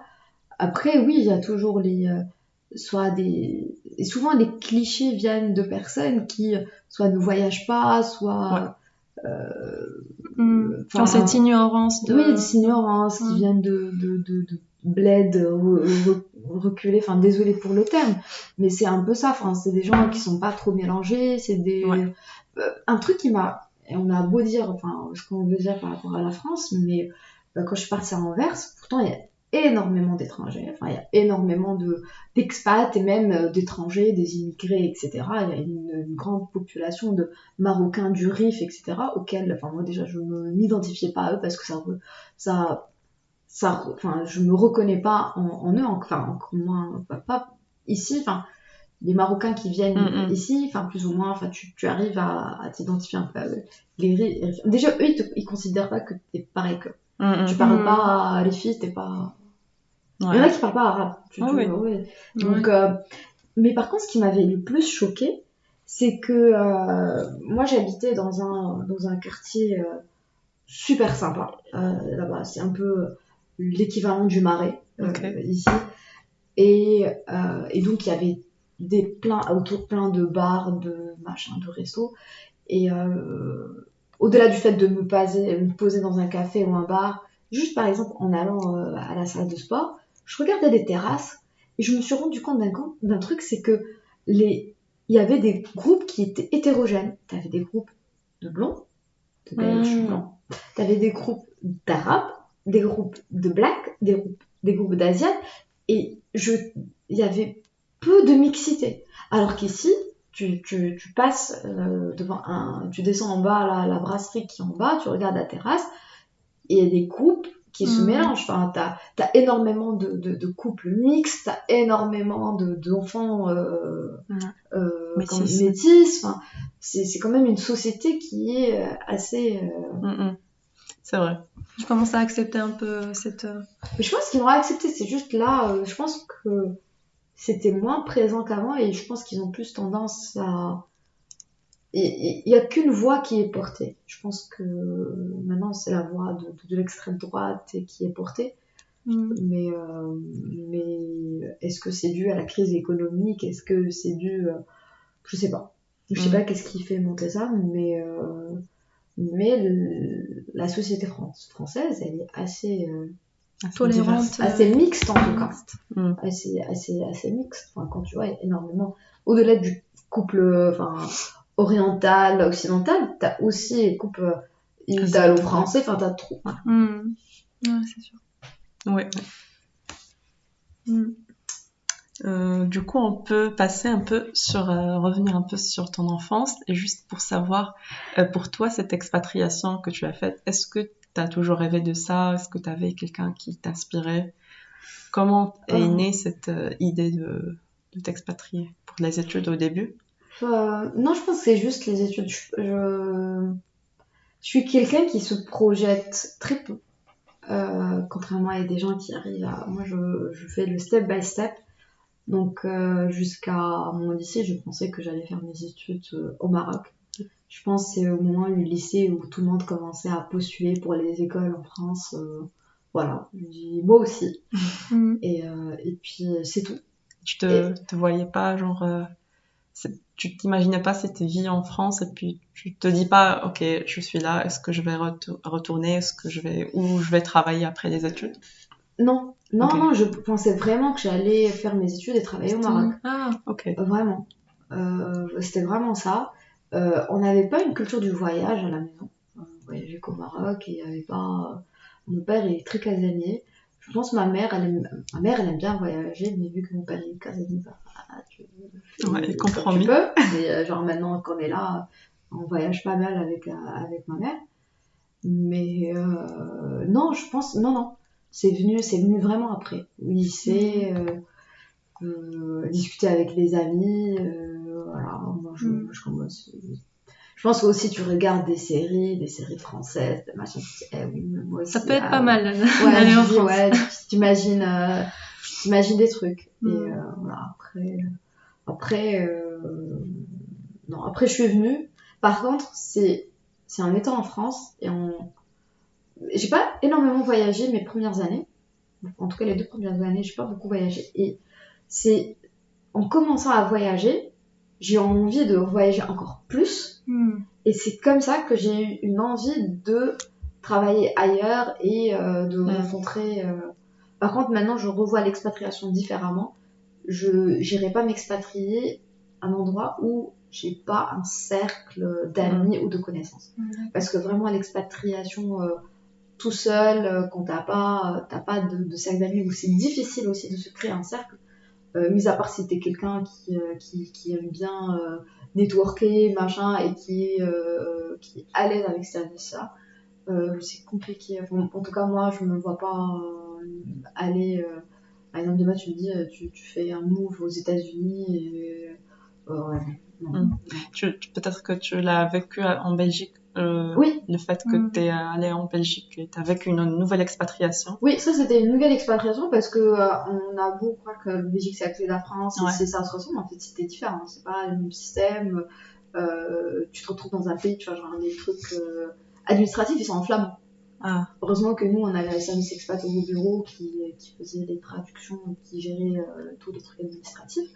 Mais tu vois, genre, c'est pas les mêmes lois, c'est des lois, on appelle ça fédérales, genre juste, il y a des choses qui s'appliquent côté flamand qui vont pas s'appliquer à Bruxelles, qui vont pas s'appliquer, enfin, tout un écosystème qui est différent, et tu te rends compte aussi de la santé, la sécu sociale, enfin, des trucs hyper,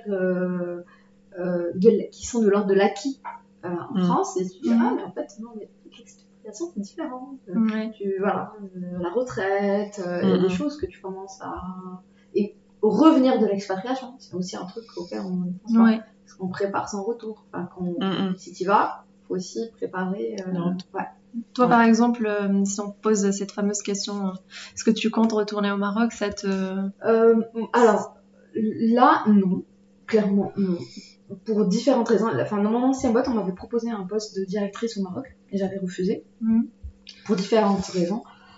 Qui sont je suis femme célibataire et si je rentre c'est un milieu industriel, je perds de ma liberté, j'avais l'impression de perdre de ma liberté, je vais pas pouvoir m'habiller comme je veux, et si je peux m'habiller comme je veux, pas que je m'habille de façon indécente, mais je me pose pas la question le matin de est-ce que on va m'harceler, est-ce que je vais avoir droit à ça, est-ce que je me cache, enfin, alors qu'au Maroc la question va se poser, il y a tout ce machin.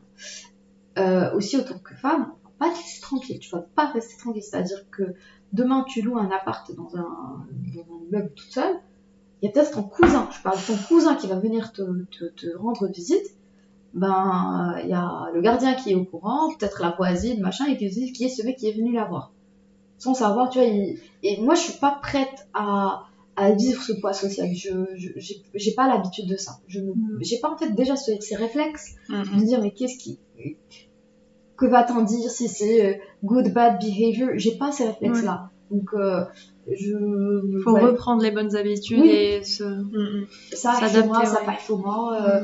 Voilà, et surtout quand c'est compliqué. Nous, c'est vrai qu'on pense souvent à la transition Maroc-France, comment on la vit, mais pour le sens inverse, comment on revient au Maroc, cette transition, elle est, même si elle est évidente, elle n'est pas aussi évidente que ce qu'on peut croire en fait. J'avais aussi l'impression de perdre au change. Moi, j'aime bien sortir dans le sens où ici, tu as énormément de choix. Tu as des musées, tu as des expos, tu as des spectacles. Il n'y a pas cette offre culturelle au Maroc. J'ai l'impression, ok, qu'est-ce que je vais faire une fois là-bas? Ok, je vais faire du sport, je vais aller à la famille. Petit resto et après. En fait, il y a de plus en plus, mais c'est pas comparable. C'est vrai qu'il y a de plus. Là, ça change en ce moment. Il y a de plus. Ça change, les gens couragent ça. Enfin, moi, j'ai des copines qui sont. Surtout à Paris. Genre, à Paris, c'est vraiment le métropole où t'as plein d'activités. Tu peux pas t'ennuyer du tout. Oui, non, mais c'est ça. Et j'avais l'impression de pas. Surtout qu'il n'y a rien qui me pousse pour rentrer. Si j'ai un truc qui me pousse à rentrer, why not? Mais par contre, je me dis, demain, il faut que je rentre au Maroc. X ou Y. Mes parents ont besoin de moi. Je vais rentrer. Je suis pas réfractaire. Je vais essayer de m'adapter, faire comme les autres. Certes, je vais peut-être perdre. Mais c'est pas grave. Pour la raison. Là, je trouve pas mon équilibre. Après, j'ai des amis qui sont rentrés. Parce qu'ils sont très familles. C'est aussi des familles. C'est question de priorité. Ouais, je pense qu'ils sont très, très, très, très, très familles. Moi, je suis assez indépendante. Mes liens, c'est premièrement mes parents. Mais même avec ça, je suis très indépendante. Donc, ça dépend de cas par cas. Mais pour le retour à la transition France-Maroc, je pense qu'on le vit aussi quand on descend pour faire des petits séjours, des vacances. Et là, c'est pas représentatif, mais on sent déjà quelque chose qui est différent. Genre, c'est pas le même Maroc qu'on a laissé. Nous, on n'était pas partis il y a longtemps, mais pour toi, je pense que ça va être... Oui, à chaque fois, je rentre assez régulièrement, mais c'est vrai que ça change. Je pense qu'il faut penser à ça, revenir dans l'autre sens, à son adaptation sociale, mais aussi à son adaptation professionnelle. C'est pas les mêmes choses. C'est pas la même code. C'est pas la même code. Moi, perso, je sais pas. J'ai jamais eu j'ai eu un stage d'un mois il y a ça 16 ans. Oui, mais on n'a pas sais pas à quoi ça ressemble de bosser au Maroc. C'est comme si en fait tu vas faire une nouvelle expatriation. Oui, c'est exactement ça. Même si c'est moi, je trouve que je me suis natal. construite en France.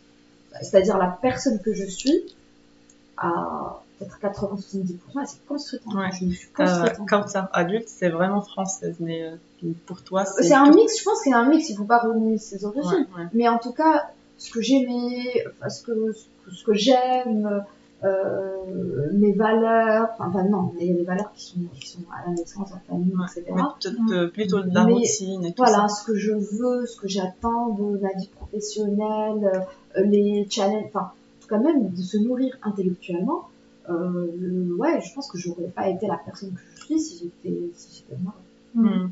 Après, il y en a qui s'en sortent, mais c'est un effort. Ici, ça vient à toi. Alors que au Maroc, il faut aller chercher l'activité. C'est pas aussi obvious, c'est pas aussi accessible. Faire des efforts pour faire par exemple pour des ateliers créatifs, pour des conférences, alors qu'ici tu tends la main, t'as 36 000 propositions. Donc non, et il y a des gens qui ont ce lien avec la France, un peu une sorte de dualité où ils se sentent toujours plus marocains que français. Moi, je renie pas ce qu'on m'a donné la France. Parce que j'ai eu ce débat-là avec mon père qui était un peu très tendu. Parce qu'au-delà, il y en a qui cherchaient à avoir la nationalité, d'être naturalisé juste pour naturaliser. Parce que oui, ça ouvre des portes, on peut cracher dessus. Mais moi, je trouve que la France, elle m'a donné des choses gratuitement, que le Maroc ne m'a pas donné. Je suis arrivée, étudiante, t'avais la sécurité sociale, t'avais l'école, j'étais dans une école d'ingénieur public. Donc, tu payais que les frais d'inscription qui sont de 500 € par an. T'avais l'APL, alors qu'il n'y a personne qui a cotisé pour toi. T'avais énormément d'aide, alors que tu étais étranger au Maroc, pour avoir la santé, les études, tes parents ont payé pour ça. Rien n'a été gratuit. Donc, tous ces trucs-là, la base, c'est tes parents qui t'en font. C'est pas le gouvernement, parce que tes parents ont payé pour ça. Et c'est pour ça que je me dis, je peux pas renier ce que m'a donné la France, parce qu'elle me l'a donné gratuitement, alors que je suis pas une Française. Et il faut pas... Maintenant, il y en a qui disent, oui, je paie les impôts et tout, mais t'aurais pu te barrer. Mais faut pas, montrer la main qui nous a aidés à un moment. Je peux comprendre que les personnes qui sont issues de l'immigration ont un lien différent. On n'a pas le même passif. Eux, ils ont été mis dans des cités, ils n'ont pas eu accès, ils ont été confinés, faut pas le nier. Mais nous, étudiants, quand on est venus ici, c'est différent. Et voilà. Du coup, là, en fait, c'est comme si en fait, tu t'es construite en France, mais avant en fait, cette construction, c'était pas un peu compliqué en fait de changer d'environnement, le changement brut en fait entre le Maroc et la France. Non, j'étais trop contente. J'étais hyper contente. J'étais, je vais devenir indépendante, avoir mon chez moi, mon argent à gérer. J'étais libre. Ah non, c'était la liberté. Non, j'étais trop contente. Je me souviens à l'époque, tu vois, j'avais pas de. Si, il y avait les portables, mais il n'y avait pas ni WhatsApp, ni rien du tout. C'était encore les taxiphones. Tu t'appelais les parents une fois par semaine, les taxiphones et tout. C'était hyper drôle. Donc, je me souviens à l'époque, ma mère, il y avait MSN. Et ma mère, elle s'était mise à prendre des cours en informatique MSN pour qu'on puisse se parler ensemble. C'était trop mignon. Ouais. Et du coup, tu te rappelles un peu de ce début-là, quand tu étais étudiante à Orléans, avec tes petites finances, comment tu gérais ça? Genre, tu t'apprêtais à être étudiante, genre adulte maintenant. Du coup, je sais pas comment. Je sais pas comment. Franchement, quand je regarde, je sais pas comment j'ai fait avec ce que m'envoyaient mes parents. Parce que déjà, je me souviens qu'avant d'arriver à Orléans, j'avais un petit carnet où je commençais à chercher des studios, des machins, et je l'ai retrouvé il n'y a pas si longtemps que ça, où j'avais noté la surface, l'adresse, pièce, les charges, je faisais un benchmark, et je l'ai encore. Et donc, dans tous les cas, mes parents me disent, on va te donner du temps, tu te démerdes avec. C'était genre 600 € par mois, tu rentres le loyer, alors, première des choses, tu commences à découvrir c'était Hardy Discount, les discounters à ce moment-là. C'était Dia, je sais plus comment ça s'appelait. Elle avait deux noms. C'était une sorte de sous-marque de. C'est comme une sorte de Lidl. Ça faisait partie de Carrefour. Tu faisais attention à tes courses. Mais par contre, c'était aussi. Tu mangeais des trucs qu'on n'avait pas chez nous au Maroc, genre les surgelés, les frites au four, les panais, les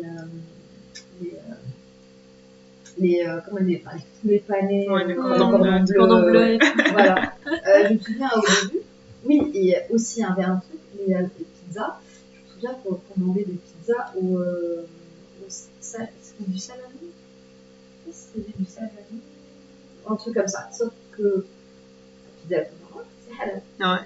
Et tu t'oubliais parfois. Mais non, mais en fait, je savais pas qu'à la base, ce truc-là, c'était du porc. Et que la version. C'est le même nom, mais c'est salami marocain. Oui, c'est comme la bolognaise. Ouais, c'était ça. C'est comme la carbonara. Mais en fait, c'était ça. Et du coup, on en prenait jusqu'à un peu français un peu. Je dis non, mais non. Non, mais au Maroc, on en a. On l'a en Maroc, donc c'est la même chose. Et là, je regarde.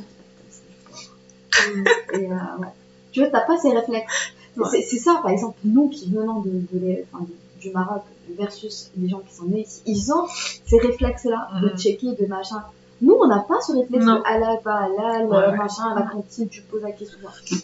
Ouais, c'est très différent. Nous, à chaque fois, on t'en parle, genre les gens qui sont ici, qui sont d'origine marocaine, mais ils sont nés ici, ils sont très différents de nous. Genre, même les habitudes, les valeurs, on sent même que pour nous, c'est pas les Marocains qu'on a.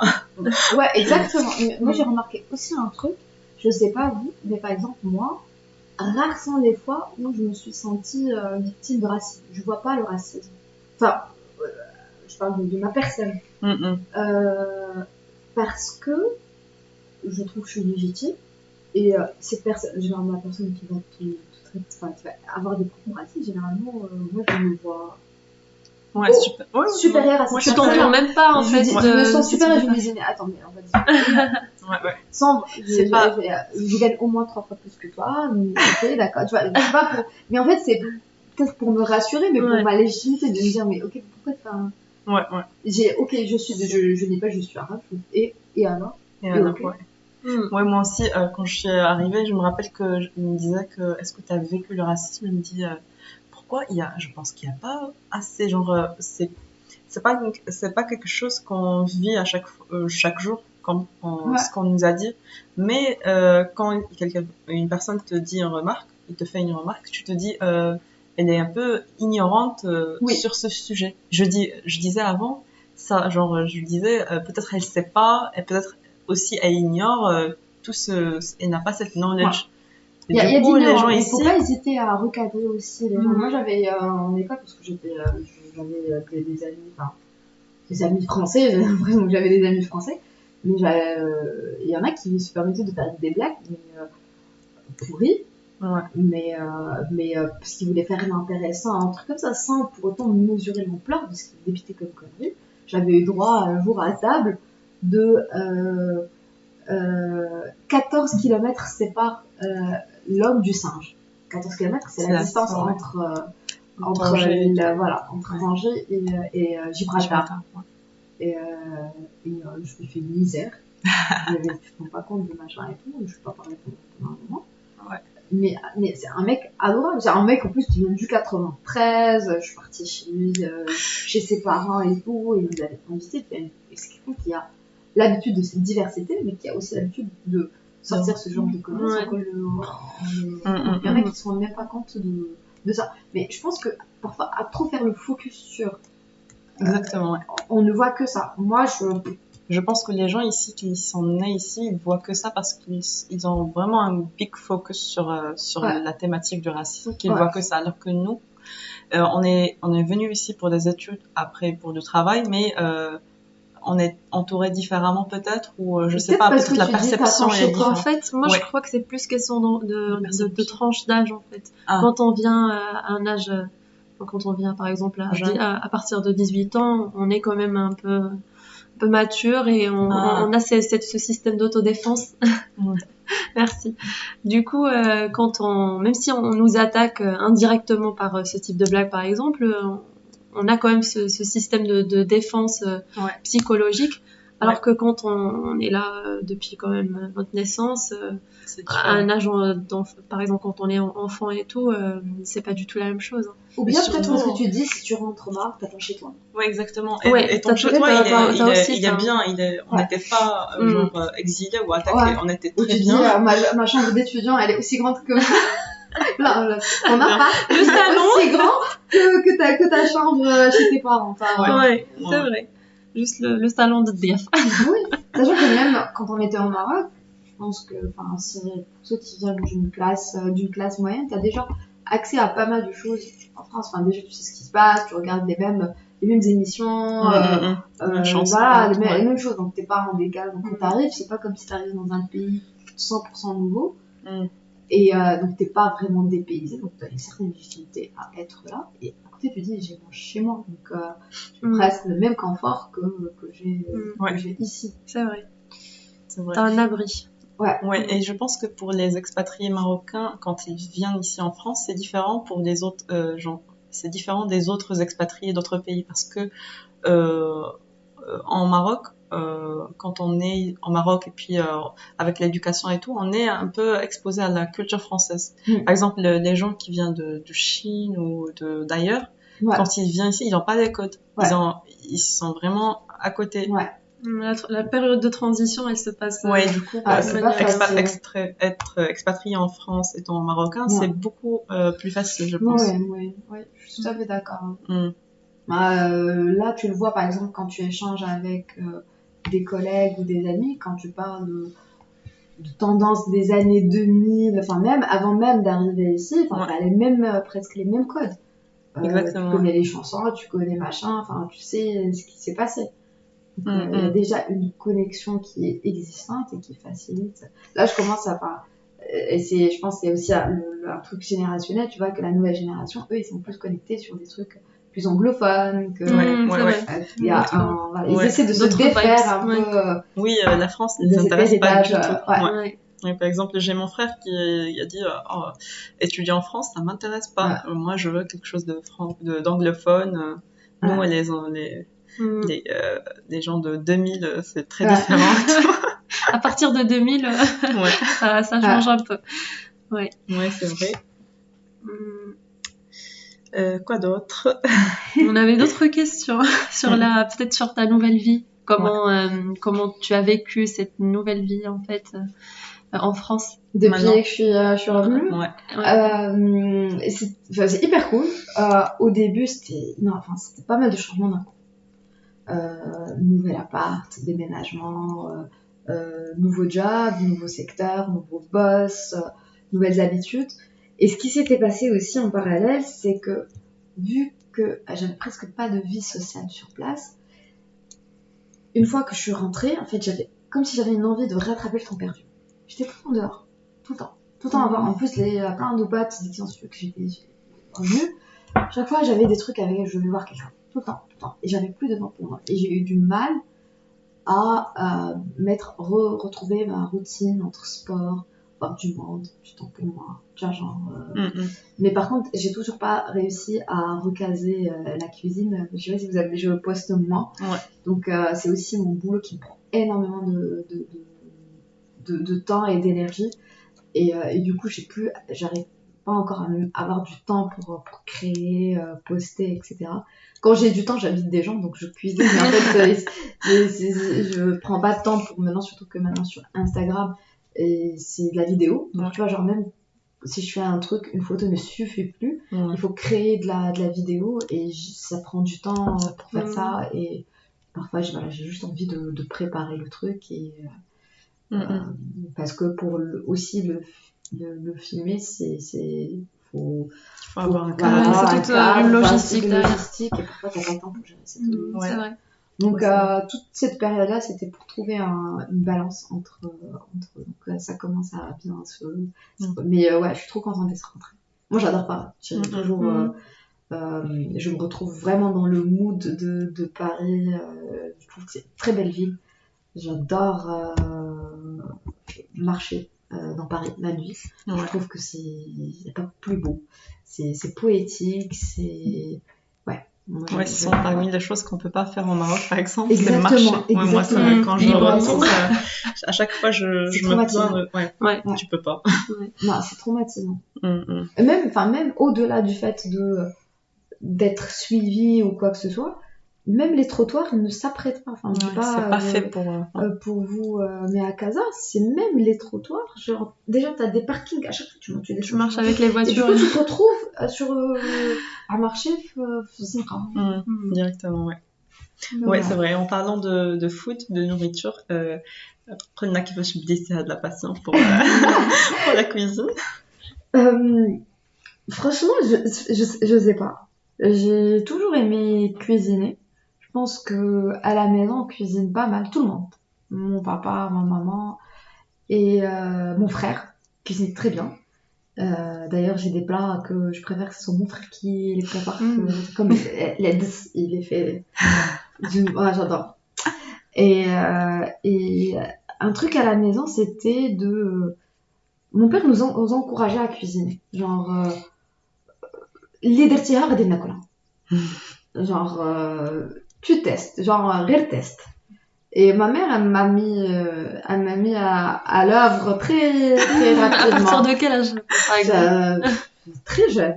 À chaque fois, elle me donnait des trucs. Au début, je pense que l'un des premiers trucs qu'elle a commencé c'est le cake au yaourt. Ouais. Ah, le fameux Le cake. fameux cake au yaourt que tout le monde fait Ouais. au Maroc. Bah, ça, c'était, tu vois, genre les étapes.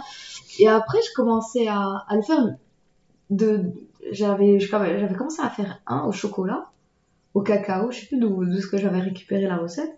Il y avait mon frère qui préférait le mien entre tous, genre même ma tante, machin, il préférait que ça soit moi qui le prépare. Et c'était parmi les premiers trucs que j'avais commencé à faire. Et il y avait un autre truc, c'était, moi mes parents ils travaillaient à la banque, et l'été c'était l'heure cantine. Donc ils nous laissaient avec mon frère à la maison, et c'est moi qui devais cuisiner. Donc à chaque fois ma mère elle nous laissait des trucs faciles, genre des escalopes. Donc à chaque fois je devais innover. Parfois j'ai décidé de dire je vais faire un tâche, je vais montrer les étapes. C'était immangeable. Mon père, le pauvre, il mange. Il dit c'est ma fille qui l'a fait. Je mange. Je mange.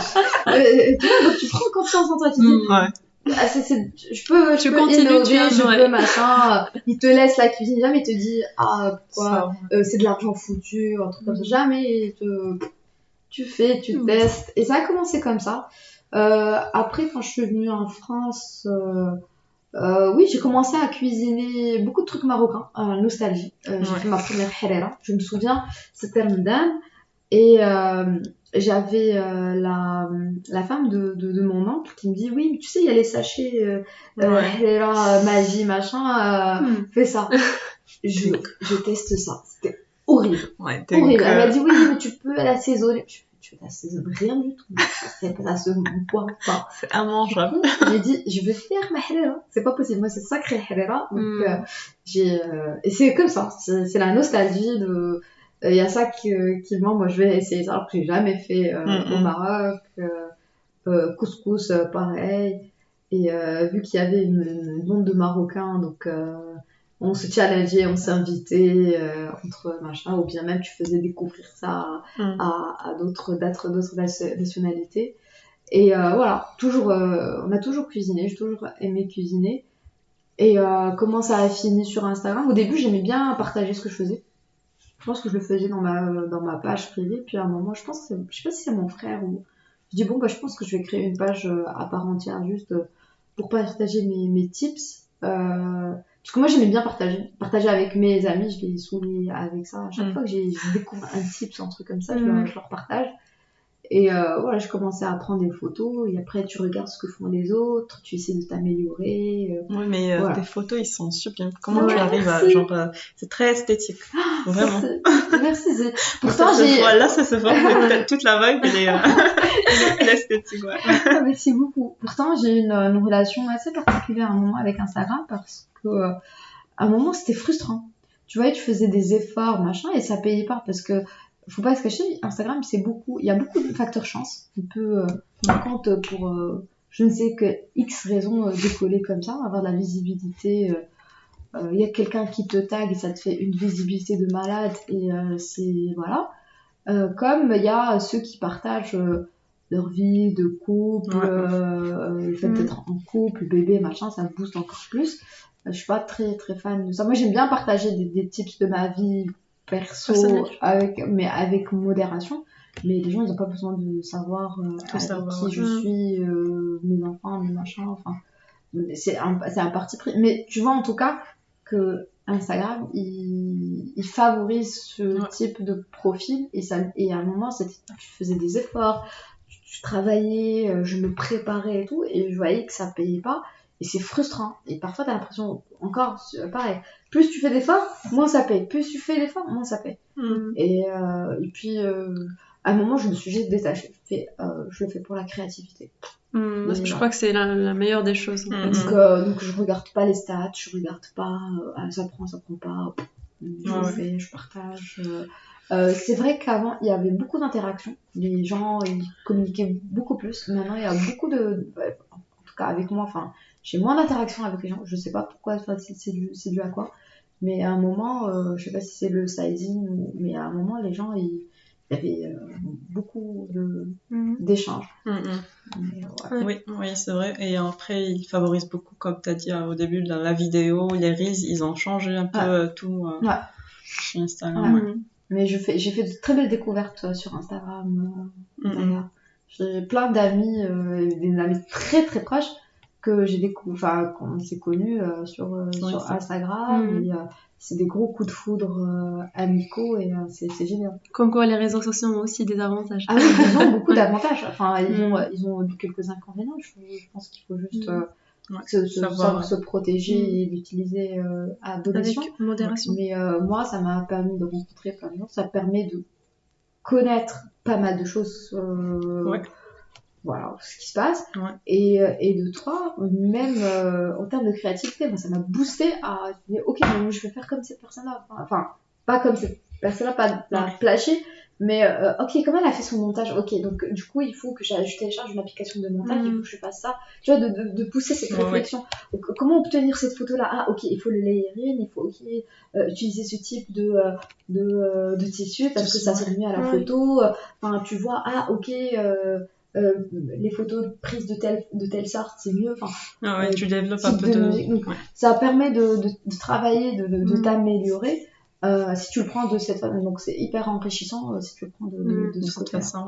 C'est vrai. C'est vrai que en fait, on apprend sur l'aspect technique. Mais moi, je trouve que en fait, sur ta page, comme sur en fait, on sent en fait ta touche personnelle. C'est la même touche qu'on a sentie quand quand tu nous as accueillis dans ta maison. Même si tu dis que je vais m'inspirer de certaines photos, mais on voit vraiment ta touche et ta personnalité sur ces photos. Merci beaucoup. Sur les photos, sur le feed. Moi, j'essaie de pas plagier. Je peux m'inspirer parce qu'on s'inspire tous. C'est de la cuisine. On fait tous un cake, c'est un cake. Tu vois, je ne vends pas d'eau chaude. Donc, j'ai dit, ah oui, c'est la même recette que moi et tout. Par contre, moi, ce qui me dérange, c'est des personnes qui vont plagier plus ou moins essayer le même setting, le même machin et tout. Mais en fait, mais non. Après, ça dépend de la démarche de chacun. Mais après, voilà, je le fais pour moi en premier comme exercice et j'essaie d'être un peu plus sincère. Voilà. Ouais, ça se voit. En tout cas, ça me touche vraiment cette vibe et cette délicatesse. Ah, maintenant vous allez pouvoir goûter. Et en plus, tes recettes, ils sont un peu mélangés. Parfois, tu prends un peu un plat marocain et tu l'ajustes et tout. Et j'aime beaucoup cette touche-là de modernisation. Il y en a qui aiment pas ça. Il y en a qui aiment garder en fait le plat tel qu'il est. On peut prendre les deux. Parfois, j'ai envie d'un tagine vraiment marocain, mais parfois j'ai envie de petites touches. Exactement. Je trouve que c'est ça, c'est à la force. Moi, j'aime beaucoup voyager et le voyage pour moi c'est aussi la food, c'est-à-dire qu'une fois sur place, manger local, machin et tout. Le tourisme culinaire. Exactement. Ça passe par là. Et de ramener aussi beaucoup de choses de les épices et même la façon, là tu découvres des plats et de les mixer et même ici à Paris, en France, on a un choix de gastronomie, de découverte culinaire, donc c'est hyper inspirant et j'aime bien essayer. En fait, je suis très rarement les recettes, sauf pour la pâtisserie où il faut être rigoureux. Mais pour le salé, tu peux vraiment. Mais voilà. Donc parfois je laisse ce qui me tombe sur la main et je laisse. Je me fais porter par. J'ai envie de ça. Ah oui, ça. Je pense que ça va se. Et voilà. C'est ton petit côté créatif. Non, c'est ça. Et du coup, maintenant, on revient sur la fameuse question aussi. La deuxième fameuse question, c'est l'identité. Comment tu te sens maintenant, aujourd'hui, après ces années d'expatriation en Bruxelles, et puis ici, et puis tes voyages C'est bizarre. Je pense que c'est hybride. Enfin, je pense après autant d'années, c'est un peu... je vais pas me sentir belge. Même dans le mood où j'étais là-bas, je savais que j'étais de passage.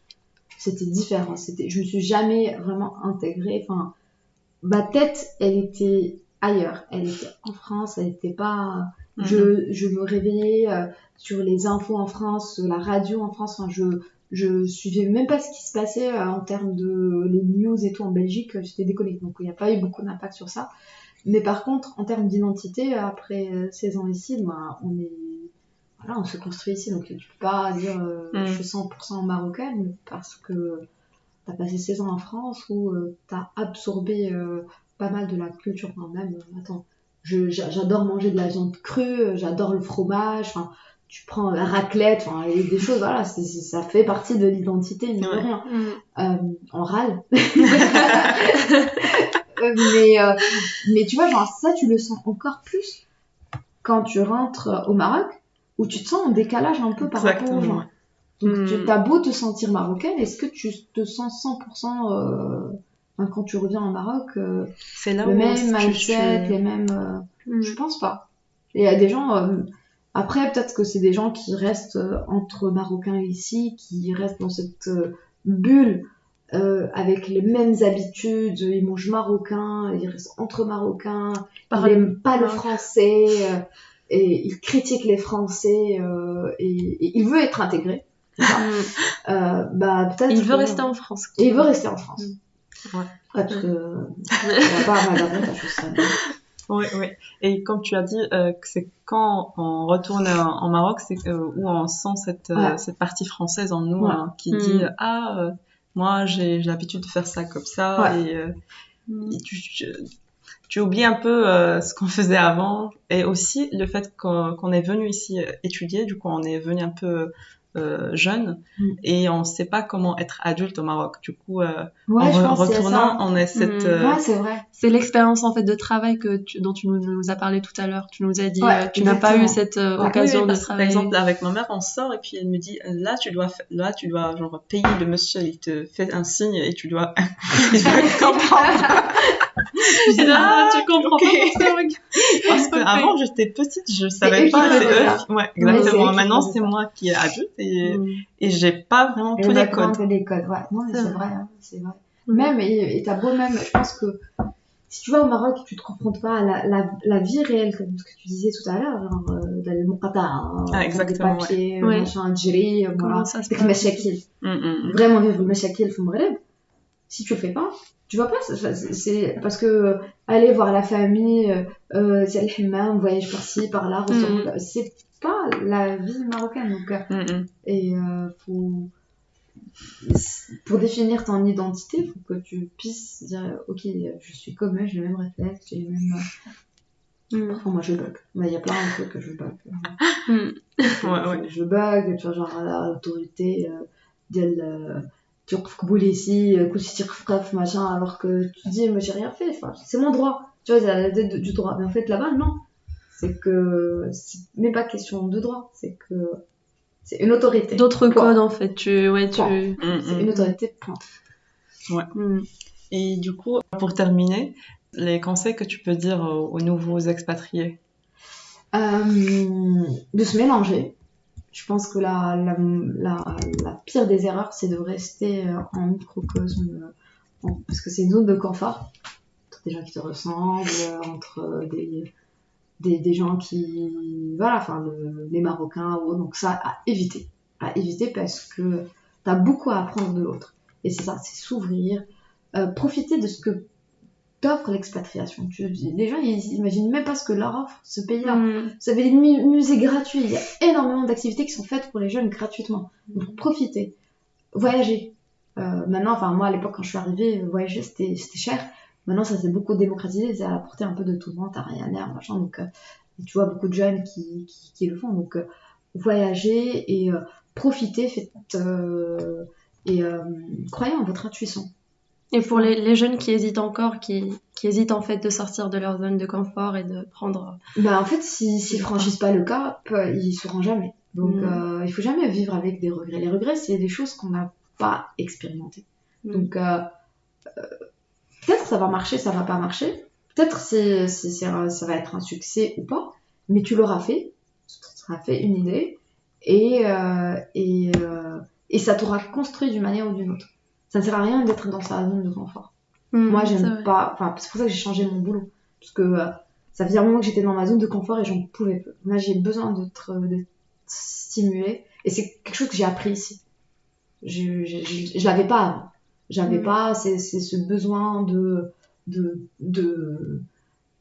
d'évoluer, ce besoin de me construire, de besoin d'être quelqu'un de meilleur, de machin. De progresser. Voilà, d'être curieux, d'apprendre. Ça, c'est venu avec le temps. Donc au début, c'était assez basique, quoi. Enfin, c'est comme un peu... Voilà, on n'a pas ces réflexes-là. Mais il faut juste s'écouter et pas avoir peur. Enfin, vraiment pas avoir peur d'aller tester de nouvelles choses. Et puis, comme par exemple, moi j'ai raté une année. À aucun moment de la sortie de mon CV, à aucun moment. Donc, même si au bout d'1 an, 2 ans, tu te rends compte que c'est pas ta voie, il n'y a pas de mal à changer de parcours. Et c'est jamais trop tard, en fait. Non. Et moi, c'est quelque chose, par exemple, je l'ai appris sur le tas, et j'ai essayé aussi de faire un peu... j'utilise avec mon frère qui il y a 7 ans d'écart, puis il a une autre perception. Donc parfois, les parents qui vont pas comprendre un truc comme ça, genre, oui, en fait, c'est normal de se chercher, donc ça, c'est des choses, eux, qui vont pas comprendre, mais en gros, c'est de leur expliquer, en fait, c'est normal, tu peux... plus important, c'est d'avancer, c'est de tester, c'est d'avoir une vision. Enfin, au moins de savoir, je pense que je suis le modèle de... j'ai du mal à me projeter et de savoir dans 3 à 5 ans qu'est-ce que je veux faire, mais par contre, je sais ce que je veux pas faire. Je sais ce que je dois éviter, je sais les choses qui correspondent à ma chaîne de valeur, et je pense qu'il faut faire un travail sur soi pour découvrir ça. Ça te fera économiser beaucoup de temps. Quand tu dis... faites ça, non, parce que ça colle pas avec ce que je veux. C'est même en termes d'amis, en termes de beaucoup de choses, en termes de perception, de voyage, de choix. Non, ça va pas me rendre heureuse. Bon, bah, je vais pas faire l'économie, je vais être ça, on va aller. Et voilà, donc juste curiosité et foncer. Voilà. Merci beaucoup, Kauthar, pour le temps que tu nous as accordé, pour ton accueil et pour ta générosité aussi. Moi, personnellement, j'ai apprécié la phrase je ne m'empêchais pas de vivre parce qu'il me fallait du souffle pour continuer. Parce qu'en fait, des fois, quand on vit des problèmes et tout, on est tellement concentré sur les problèmes et on oublie en fait de prendre un peu de temps pour soi. Ouais, exactement. Il y a pas de mal à... Parfois, pour revenir sur ça, il n'y a pas de mal à se sentir nul et à un moment de down. Il faut l'accepter. Il faut accepter que tu passes par une mauvaise phase. C'est pas grave. Mais ne reste pas dans ta chambre à regarder des Netflix et à pleurer. Fais quelque chose. Fais quelque chose en pleurant. Pas grave. Le plus important, c'est de faire quelque chose. Voilà. Fais du sport en pleurant. Fais du dessin en pleurant. Pas grave. Ça va, tu vas oublier ça et tout. Mais t'arrêtes pas. C'est le temps qu'on ne retrouve pas, c'est le temps qui passe qu'on ne récupérera jamais. Ça, c'est un truc que j'avais compris pendant ma première phase où j'étais en attente de changement de statut, machin et tout.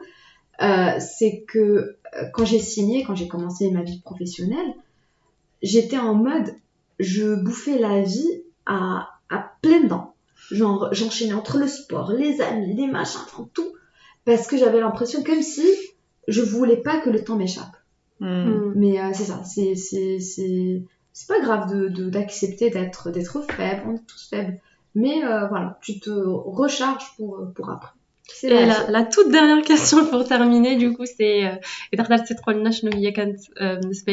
l'expatriation. Un seul mot. Je sais que c'est pas évident. Oui, on a l'habitude de poser cette question à la fin.